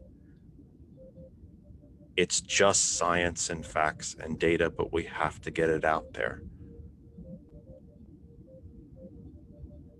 Roosevelt didn't take your guns. Truman didn't take your guns. Kennedy didn't take your guns. Johnson didn't take your guns. Carter didn't take your guns. Clinton didn't. Obama didn't. Biden's not going to either. No Democratic president has come, knocked on your door, and ordered you to have an abortion. It's not going to happen now. If you really, really, really, really believe in small government, then you would actually, and you believe that government should never, never come between you and your doctor, then shut up about abortion. Or you're a hypocrite. If you're so damn poor, you can barely feed yourself, can't afford tuition, can't keep the car on the road, can't pay your mortgage, can't see a doctor, then stop voting Republican. I don't care about your gun. I don't care what you think about abortion. That's your personal business. I don't give a crap about your personal business. I'd like you to be able to eat and see a doctor and go to school. These are the discussions we have to have. This is the education we have to have. We have to look people in the face and say, I don't care. I don't think you need to come out of your house wearing your AR-15. I think you're a better person than that. I think you maybe should be more secure than that. I would rather you be able to go to the groceries and actually pay for it. And actually be able to afford it.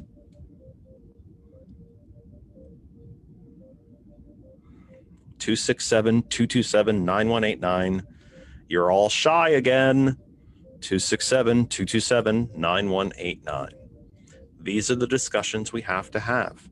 Farmers in the rural areas of the Commonwealth and the rural areas around the country, the fossil fuel industry is poisoning and killing your lands and your family. Look you in the face and say it. And one party is handing them free money hand over fist. So they're extracting wealth from you, handing it to these huge companies while they poison you. And then on top of that, you're the one that gets stuck with the poison. Then they want government to clean it up. That's your money too. These are truths. These are facts. This is what's happening. This is your life. We can have these discussions. I see 8 people in the chat at that other side of information. If you have questions or comments, please throw them in now. If you do not, we may just wrap it up. What the heck time is it, George? It's 8:15. I had to open up my own phone. I have this fancy phone here. I should look at the time. Yes, 8:14, 8:15. We might make it to 8:30. I'm trying to give you folks a chance to ring me. If you don't, though, I'm leaving. Darn it. I'm going to take my ball and go home. Except I'm already home.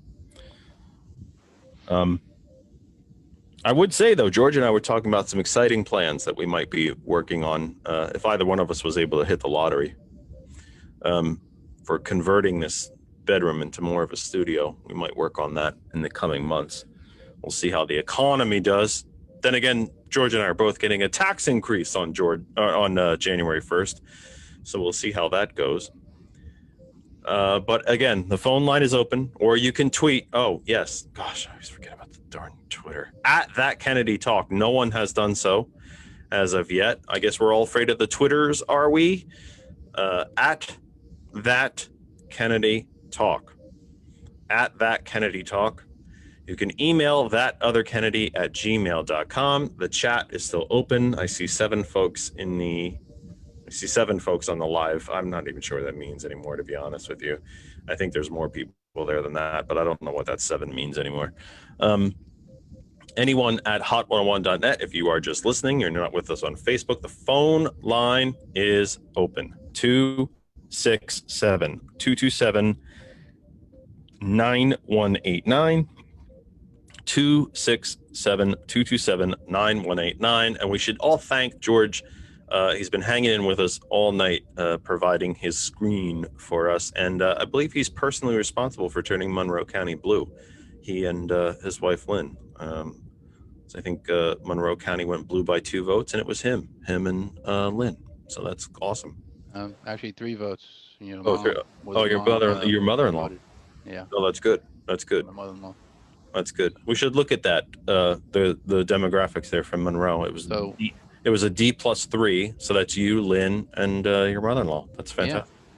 Yeah. Thank you for putting our names. We're all going to die on Monday morning. So possibly you may be a target now. Yes, yes, you might be a target. But then again, we just got done saying I don't care. Have an attic full of guns if you want. So I'm with you. Go for it. Philip, they can come to my house. That's fine. I love to didn't repel say where borders. you live.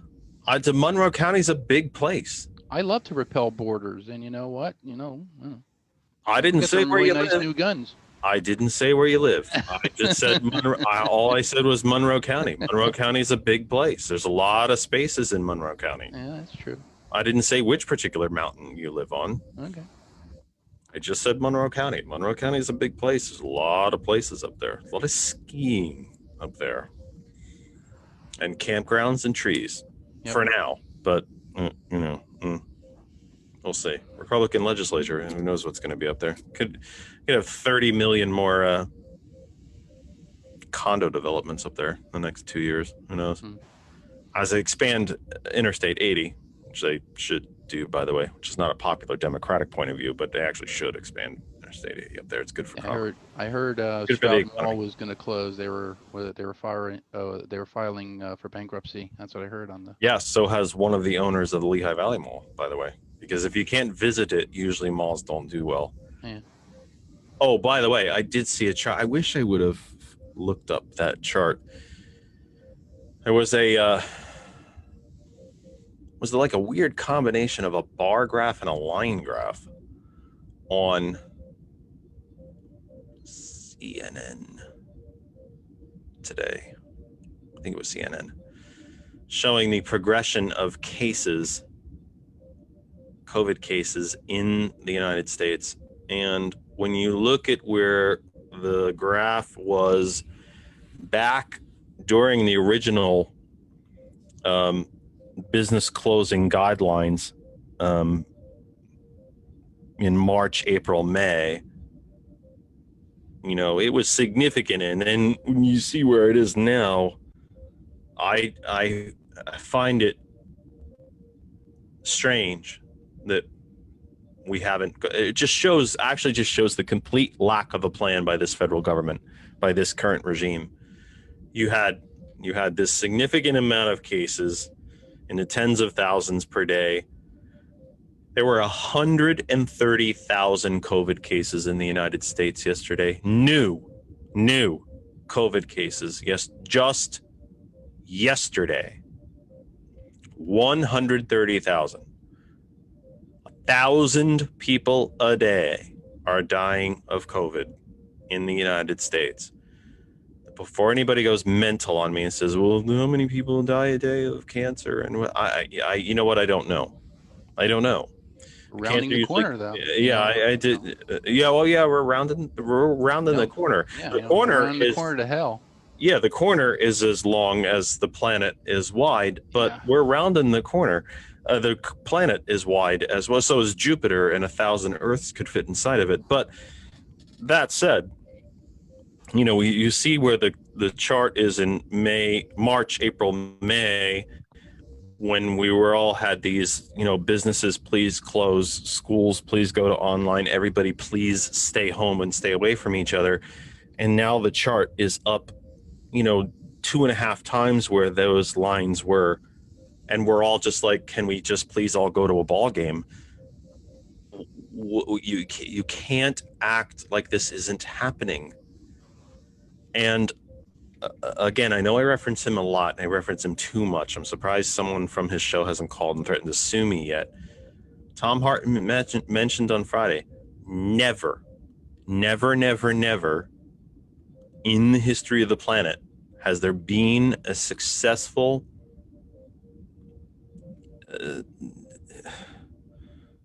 usage. It's really not the right word.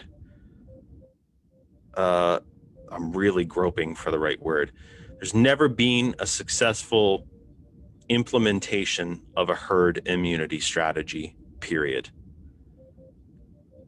Not even the plague of the Middle Ages. There's never been a successful implementation of a herd immunity strategy, and there isn't going to be one now. The plague eventually burnt itself out because it killed as many people as it could kill. You got that wrong. It ran out of bodies. That's not herd immunity. That's herd stupidity. It is one way to put it. I wouldn't put it that way, but that is one way to put it. People who are getting it are not all stupid. Some of them are getting it by happenstance. Some folks are doing all the right things and are still getting it. But look, as I have talked about on this program before, it's just science. I would have to duck go when Galileo, the years that Galileo was alive. For 1,400 years of recorded history, of recorded Western European history, because there's actually proof that the Mayans and other ancient civilizations, Egyptians even, other ancient civilizations knew better than Western Europeans. We thought the Earth was the center of the entire universe. Every single heavenly body revolved around the Earth. And science taught us differently. We thought the Earth was flat. When tall ships would sail across the horizon, we thought they were literally falling off the edge of the Earth. Science taught us differently.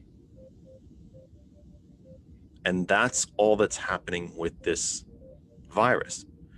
When folks tell you it's no different than the flu, or a 25-year-old marathon runner tests positive for it, has it for a month, and literally never feels a thing. Oh, see, it's nothing. No. That's how that individual reacted to it.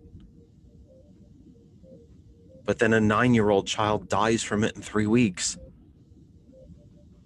Or that 25-year-old marathon runner, 6 months after he has it and clears it and tests negative for it for months, then all of a sudden has lung scarring, or heart disease, or brain fog. It's just science. There's so much about this virus that we don't know. And that's the danger in it. It's not just what it can do to you, or what it is doing to you, or what we know about what it has done to those who have had it, or those that have died from it. It's what we don't yet know, and what we're still studying, and still learning, and still figuring out. And that's why you put a mask on your face. That's why you wash your hands. That's why you try to give a passing thought and care about the folks around you. This isn't rocket science. It is the basics of human decency. Period. We're not the center of the universe. Science taught us that. Science will also eventually teach us how to handle and vaccinate, if not eradicate this virus, but it hasn't taught us that yet. That's why you take precautions. That's why you're careful. That's why you stay 6 to 10 feet away from someone else, especially if you don't know them, or you don't know where they've been or who they've been around. So here's the question. All right. The question is, how do we teach the people who believe that this is a hoax, it's manufactured? How do we teach those Republicans, or I don't know, it could be Republicans, it could be Democrats, they could be anybody. How do we teach those people that this is real? That's the thing. And there are people out there who just say, you know what? I don't care. I'm not going to wear a mask. If the president's not going to wear a mask on, show him a dead body. I got that. So that's what I saw. Show him a dead body. I know. Which might sound like a terribly insensitive answer, but show him a dead body. Show him the x-rays of a former positive COVID patient whose lungs no longer function properly, whose lung functions are from now 100% down to 60%.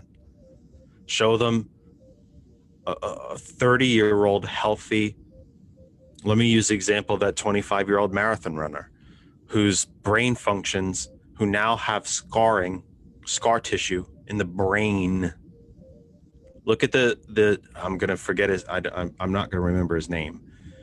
The pitcher for the Red Sox, who's an athlete in peak physical condition, who got COVID, never had a symptom, never had a COVID symptom, but it attacked his heart.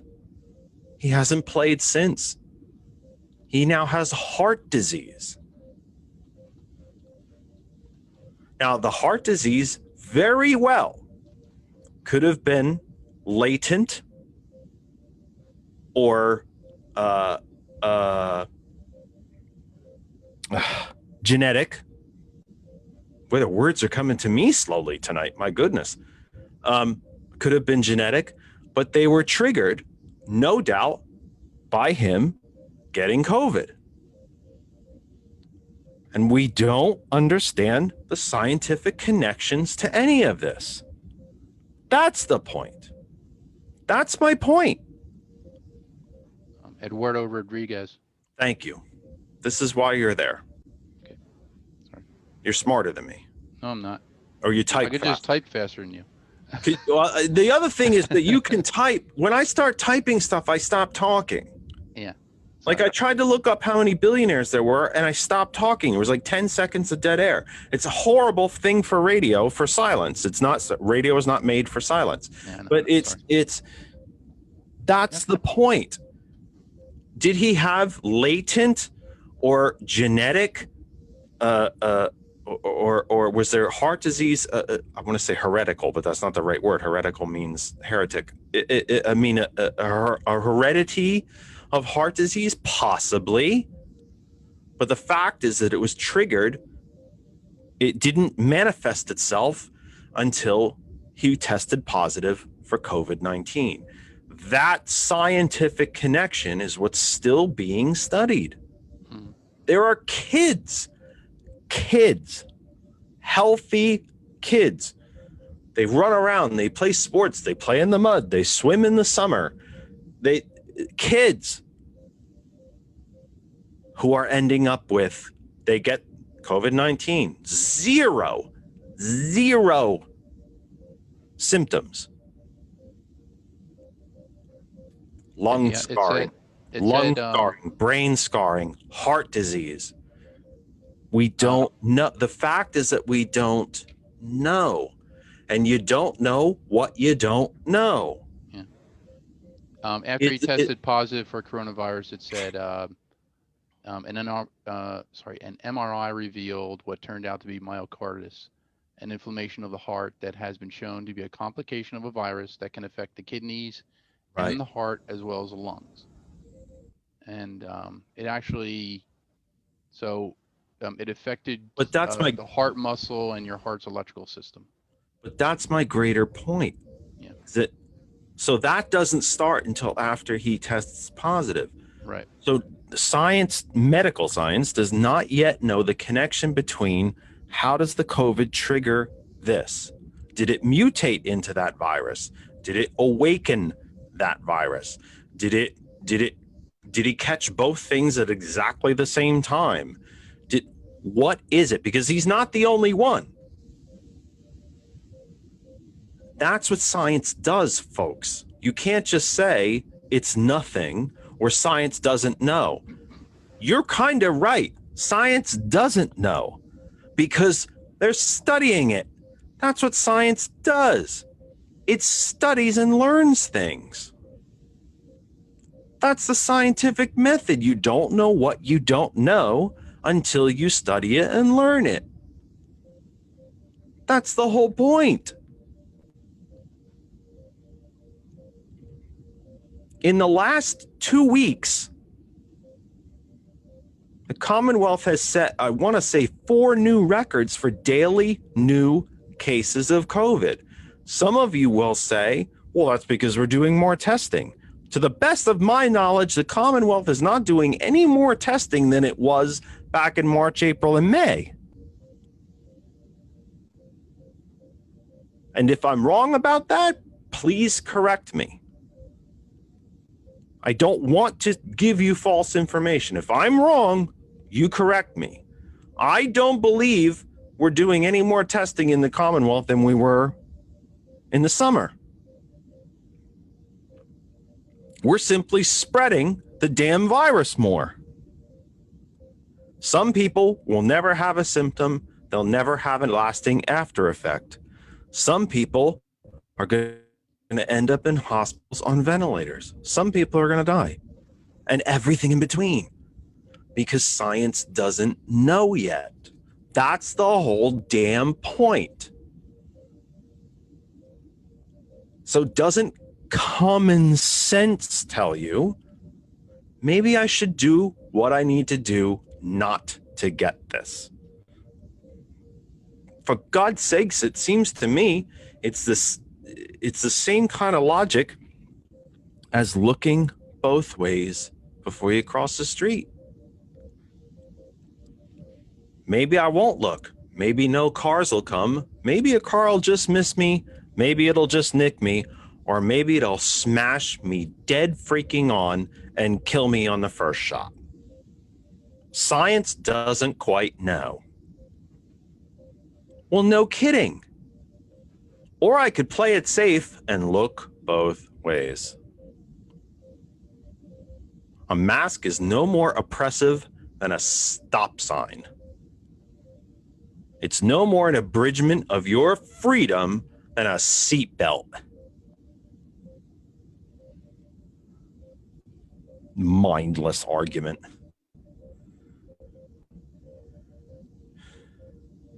Folks, I'm going to wrap it up.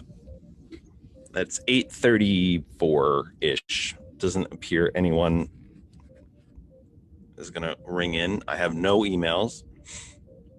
I don't see any additional questions in the chat. I see a couple of new people have come in, and I appreciate that. Liz says our district, I'm guessing school district, just went back to all virtual. I happen to know Liz, she's in the Phillipsburg, New Jersey school district, went back to all virtual. 19 more cases in 24 hours on top of the 4 to 6 new cases last week. Missy says results, the time it takes to get results from the testing are getting longer. How third world is that of us? As the country descends deeper and deeper into third world-ism. You would think this is the 11th month. March was the 3rd month. You would think in the 8th month of this, the testing would be getting better and quicker. Nope, it's getting slower. Thank you, Ryan and Rose and Tom, for coming into the chat. Edward, Brandon, thank you for coming in. Ashley, who's been a great contributor to the chat tonight, says we are only testing for COVID reproduction byproduct in the airways. I've got to be honest with you, Ashley, I have no idea what that means. We are not doing biopsies to diagnose its effect on our RNA long term. That I understand. We're not testing, we're not continually, to my knowledge, Ashley will correct me, I'm sure, if I'm wrong. We're not testing patients who have had COVID repeatedly over a long-term basis. We're not testing their DNA and RNA to see what the virus is doing to them over a longer term period of time to study the long-term effects. Now, 8 months may not seem like a long-term, but I think, Ashley, I understand what you're driving at there by saying that someone who had COVID and has quote unquote cleared it, or I don't want to say been cured of it. I think that would be an overstatement. We're not taking that patient and continuing to test them and or take blood DNA, et cetera, and continuing to study what is happening to the DNA and then comparing it back to those baselines and seeing what's happening to their DNA and RNA, as on an ongoing basis. The words are eventually coming to me. And Ashley says, exactly. Thank you, Ashley. Appreciate the confirmation. We're getting into all kinds of things here, folks. We're getting into astronomy and some science, and we did tax policy. We did wealth distribution. 4 hours isn't always enough sometimes, and I have a major itch in my foot. Isn't that exciting? George and I talking about redesigning this second bedroom here for a bigger, better studio. Hopefully after this, if there is an after this virus and it doesn't turn into a Walking Dead Children of Men type situation, if we can ever get to a point where George can actually come down here and do the show here with me and get a couple of tables and set up an actual studio. We had some discussions about that. That would be exciting. I'd be thrilled if that could happen. And the ability to actually have guests here in the studio. I don't know who would want to come to my silly little bedroom, but that would be a fun thing if that could happen. If George can get a hall pass. I'm going to get in trouble for that comment, George. Oh boy, I'm going to get in trouble for that one. I'll mute it out in post-production. Oh, I'm going to get in trouble for that one. Oh boy. But yeah. What are we at here? 8:38. Let's try to 8:45. 267-227-9189. Ashley is going to, at some point, by the way, call me. She said so many awesome comments in the chat. She's going to get brave and she's going to call the program at some point. Phil has entered the chat. Rebecca is in the chat. I think I may have mentioned Brandon. Great chat room tonight, you guys, live in the Facebook home group page for the program, That Other Side of Information. Remember, if you missed the program live or you joined the program live late, you weren't here right from 5 p.m. Eastern time, you can catch the entirety of the program. It will be forever on That Other Side of Information in a recorded form. After this is completed, George will take the recorded form and move it to YouTube. Just look for That Other Side of Information. It gets moved to Instagram, That Other Side of Information. It gets moved to Twitter, @ThatKennedyTalk. I am supposed to be the one responsible for moving it to LinkedIn, and I have been doing it, but I don't think it's working correctly. When it posts there, it doesn't quite look right, so I think that's not necessarily working correctly. You can just look for me on LinkedIn, Jeff Kennedy. You will see this poster of this 1960 campaign poster for John F. Kennedy for president as my profile picture, and you will know that's me. I take the link, the Facebook link, and put it up over at LinkedIn. They are all part of the same family, the same Facebook family. I'll have to talk to George about that later, because I think it's not posting correctly over at LinkedIn. But if you are a LinkedIn person more so than a Facebook person, you can look for me on LinkedIn. Just look for Jeff Kennedy. I continue to get lots of Facebook friend requests. I'm very grateful for that. I'm also very, very protective of that. I do a lot of digging on people who send me Facebook requests, not face requests. Nobody's requesting this face, I guarantee you. I do try to figure out if you're a real human being and not some kind of bot. And yes, I am getting bots. So we must be popular somehow. We must be making an impact somehow because we are getting bots. I also am trying to figure out, I am getting requests from dyed-in-the-wool Republicans. And you know what? That's fine. I accept a good number of them. I am rejecting some militia Republicans. I am getting some of those. Fatigues, AR-15, 2 across the back, crisscrossed, and 1 on the front.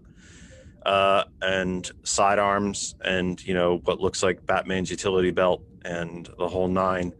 Those I'm rejecting those. But no, hey, Republicans, I'm taking a few of them, but not all. I get friend requests nearly every single day. Hey, keep them coming. You're welcome. I'll take them. Anyone who sends me a friend request, I hope you will join That Other Side of Information. That Other Side of Information is a public page. There's something weird about the way it's set up. April set it up. It's a kind of a conundrum inside of a contradiction, inside of a egg. It's a weird thing. It's a public page, but yet you have to become a member of it, I think, in order to do anything there. I know what I mean. I don't think I'm explaining it quite well. But you can request membership to the page. Please do so. Again, I'm getting bots at the page. I get people who request to become members of the page who suddenly, just joined Facebook like 5 minutes before they ask to become part of the page, which is very, very interesting, because goodness knows if I join the largest social media platform on the entire planet, within the first 5 minutes, my page is the one you want to come to.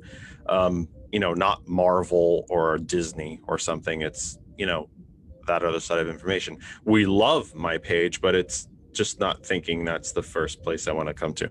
Ashley says she can't call because she has 4 kids. Who'd say yeah? So I got 2 cats. They're loud.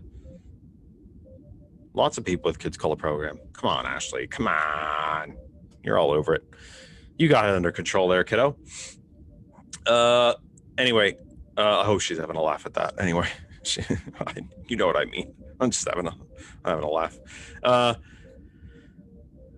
What else did I want to get to? There's a couple of interesting articles that I have posted at That Other Side of Information that I hope you'll have a look at. Among them, a socialist is being elected president of Bolivia after years of internal strife and civil war. They have finally found peace. They have had a small d democratic election. A socialist has been elected president. He has promised massive internal spending to put the country back together. I hope they do that. I'm just glad that they had a peaceful election, which is exactly what they did. And it is a wave of socialist victories across Central America. These are administrations that have promised massive internal social spending on education, health, environmental protections, exactly what the definition of socialism is. Not what the definition that the Republicans would have you believe, but the definition of actually what socialism is. The citizens, the taxpayers, the people who live in the country will throw their money into one pot, and the government will spend it on the needs of the people who threw into the pot. Period. And they will spend it on education, protecting the environment, healthcare for everyone who lives there, infrastructure. Sounds good, right? Sounds good. It's exactly what we could and should be doing here. It's exactly what we did do here at the founding of the nation. It's exactly what we did here after the Civil War. It's exactly what we did here in the New Deal and the Great Society.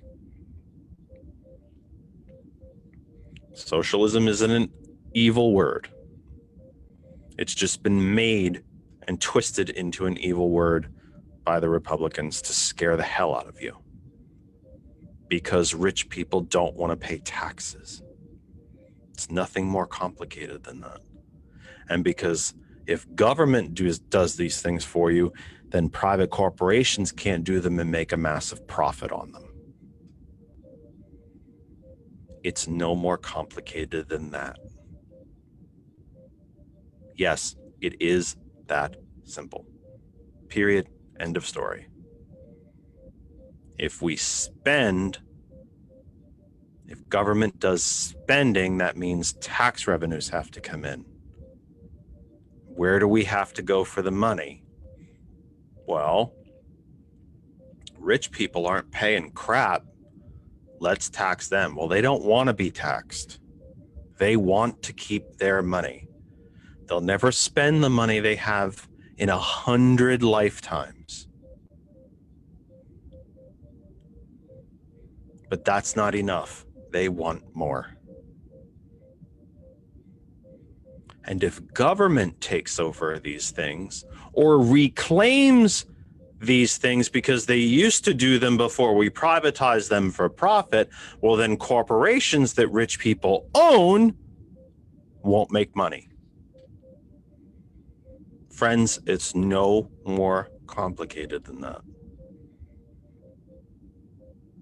The simplest and arguably most accurate definition of socialism is anything that we all throw our money into to pay for because it is not something we can do for ourselves.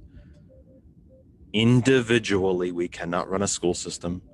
We cannot build roads, airports, water systems, electrical systems, sewer systems, universities, colleges,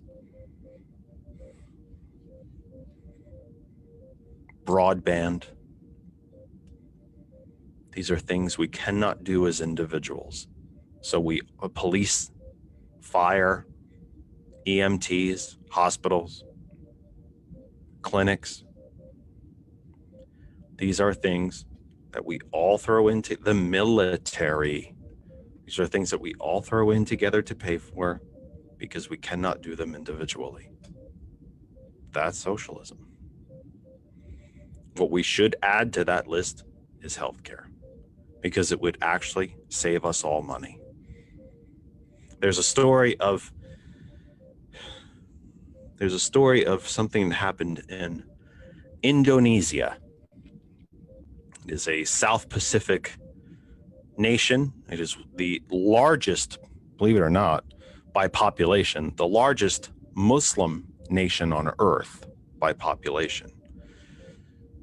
It is an island nation. It is actually a series of, I believe, over 100 different islands.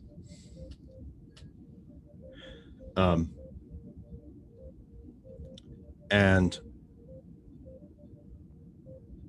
one of the largest black markets in Indonesia, this is a story I will leave you with, and then I swear I'm leaving.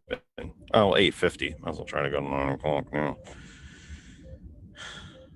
One of the largest black markets in Indonesia is for wood. Not just any wood. Teak and umber and mahogany. If I have that right, I'm doing this out of my memory.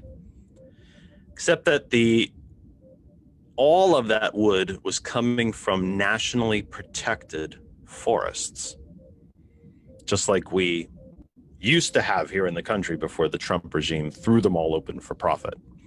By the way, last week, the Trump regime opened up the Songus National Forest in Alaska for logging.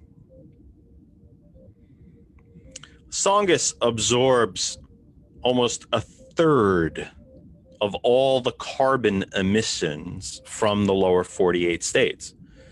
Those carbon emissions are carried north by the natural prevailing winds and the gravity wells of the planet, and they are absorbed by the forests of the Songus. The Trump regime opened those forests for logging. In under 48 hours, there were already logging interests in the forests, chopping trees and taking them out for profit. think maybe the Trump regime told those folks that they were going to be making this change?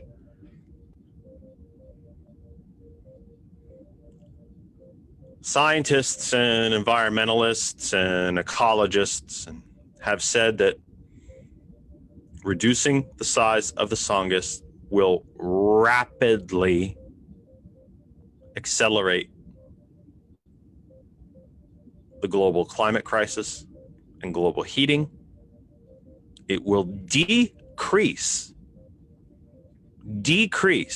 measurably decrease the oxygen content of the environment, of the planetary environment. Most of the air that we breathe is made up of nitrogen. The oxygen content of the planet is roughly 17%. By the way, when I was a kid, it used to be about 24%. It's down to about 17%. That's why there's so much more asthma. But he just threw this open because, profit. No other reason, just profit. And in less than 2 full days, companies were already in there, all their equipment, manpower, labor, everything, and already chopping down trees. No regard for any of the natural wildlife that lives there. Roads have been carved out, already in there. Think maybe those companies knew this was coming? Think maybe they waited till right before the election for a reason?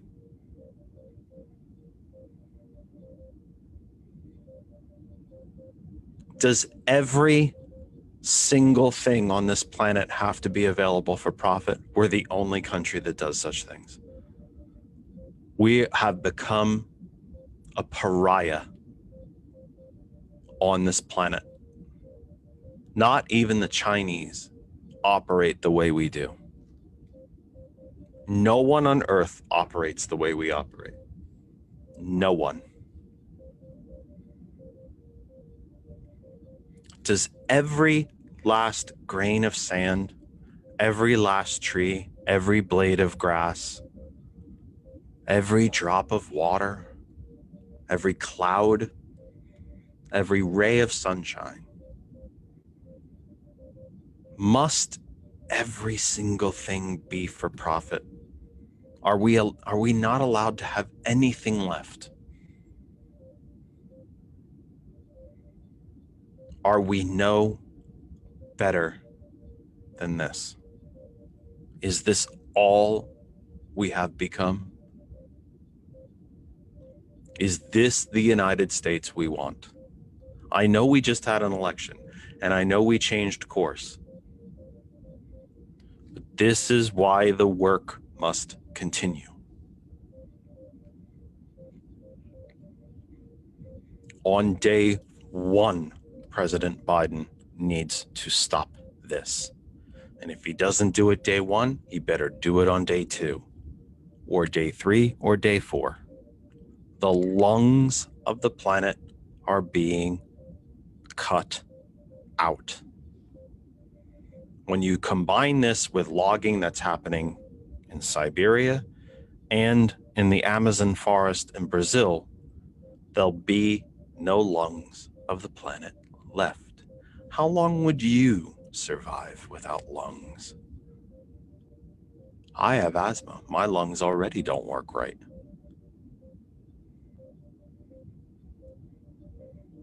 Most human beings have 2 lungs.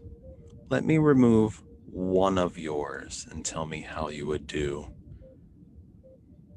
Now let me take out both. When you think of it that way, I don't think you'd make it very long. Let me get back to Indonesia. One of the largest black markets in Indonesia was for wood. Teak, umber, and mahogany, if I'm remembering it correctly. And again, I'm giving you the story out of memory. So why were people going into these nationally protected forests to take wood? Well, obviously for money. But what did they want the money for? Personal riches? No. They needed it for health care.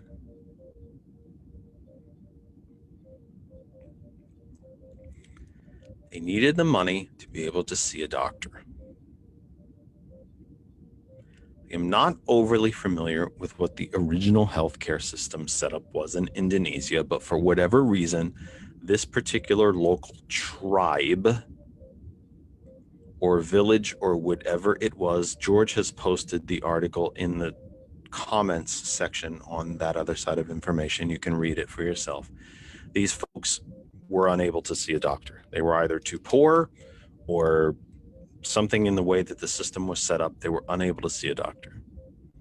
So what the Indonesian government did was extended a national paid free health system, built a clinic or a hospital right where these people were breaking, I guess you'd say breaking in,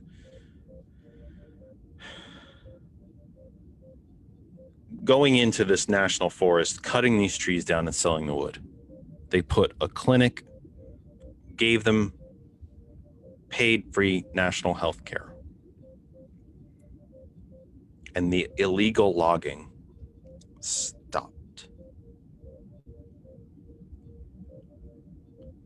You've probably never made the connection between healthcare and saving the environment. Well, now you can. Everything is connected, folks. When people have money, crime goes down. They are healthier. They are happier. The environment is better. Families stay together. Drug addictions go down. Murders go down. Cities are cleaner. Suburbs are cleaner. Economies and towns and vacation towns do better. When wealth distribution is more even, everything throughout the entirety of society does better. Colleges and universities are full. People are more educated. They live longer. Everything about society improves. Period. Everything. It's all connected. It's all connected. We can fix this. We have done it before. The New Deal saved capitalism from itself. It saved the entire economic system of the United States and went on to save the entire economic system of the planet. And it can do it again. And it's going to have to. Because there's two parties in this country and one party doesn't care.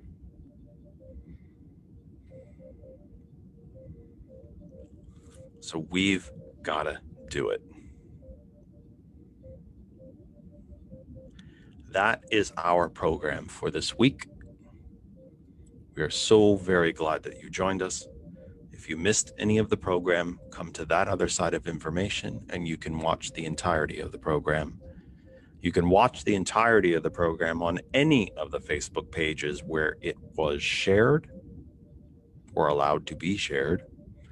You can go to Instagram, that other side of information. You can go to our YouTube channel, that other side of information.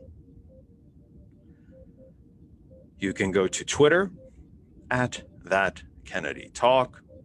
And if the LinkedIn is working, you can look for me on LinkedIn and I will put the program there. There's no place that you can't find our program. If you don't catch us live, you can always catch the recording and you can listen and watch during the week. To our sisters and brothers and friends and family at Hot 101, thank you for allowing me into your devices, homes, speakers, cars, wherever it is that you listen to Hot 101. We're just proud, very, very proud to be part of this family yet again. this week. We will return next week from 5 p.m. I do not have my guests lined up quite yet, but I'm working on it. Don't worry about it. We'll be back. We'll get it all together. And if not, darn it, you folks are just going to have to pick up the phone. So I'm putting the emphasis on you. It'll be your job. So get on it, kids. But don't worry about it. We'll get it together. I do have my feelers out for guests, but we'll work on that. Don't worry about it. So 9 p.m. Eastern here in the Commonwealth. So for this week, we say good night. Usually I tell you to go vote, but we're all done with that. I tell you to fill out the census, but we're all done with that too. So all I'm going to tell you for this week is let's put it all behind us. Our work is not done. Now we have to tell the new government to do what it said it was going to do. We have to tell the old government, you're done now. The election is over. We have spoken. But one thing we have to continue to do, and I will continue to say to you at the end of every week, is this: speak to your friends and neighbors. Don't shout, but talk. Don't scream and yell. Have a conversation. Check on your friends and neighbors. This COVID crisis is still going on. I know we've begun to act like a country like it's not happening, but it is. This is still happening, folks. 42 states are seeing increases in cases. They are in a red category, not a Republican red category, but a red COVID cases crisis increase type category. We're not done yet. So please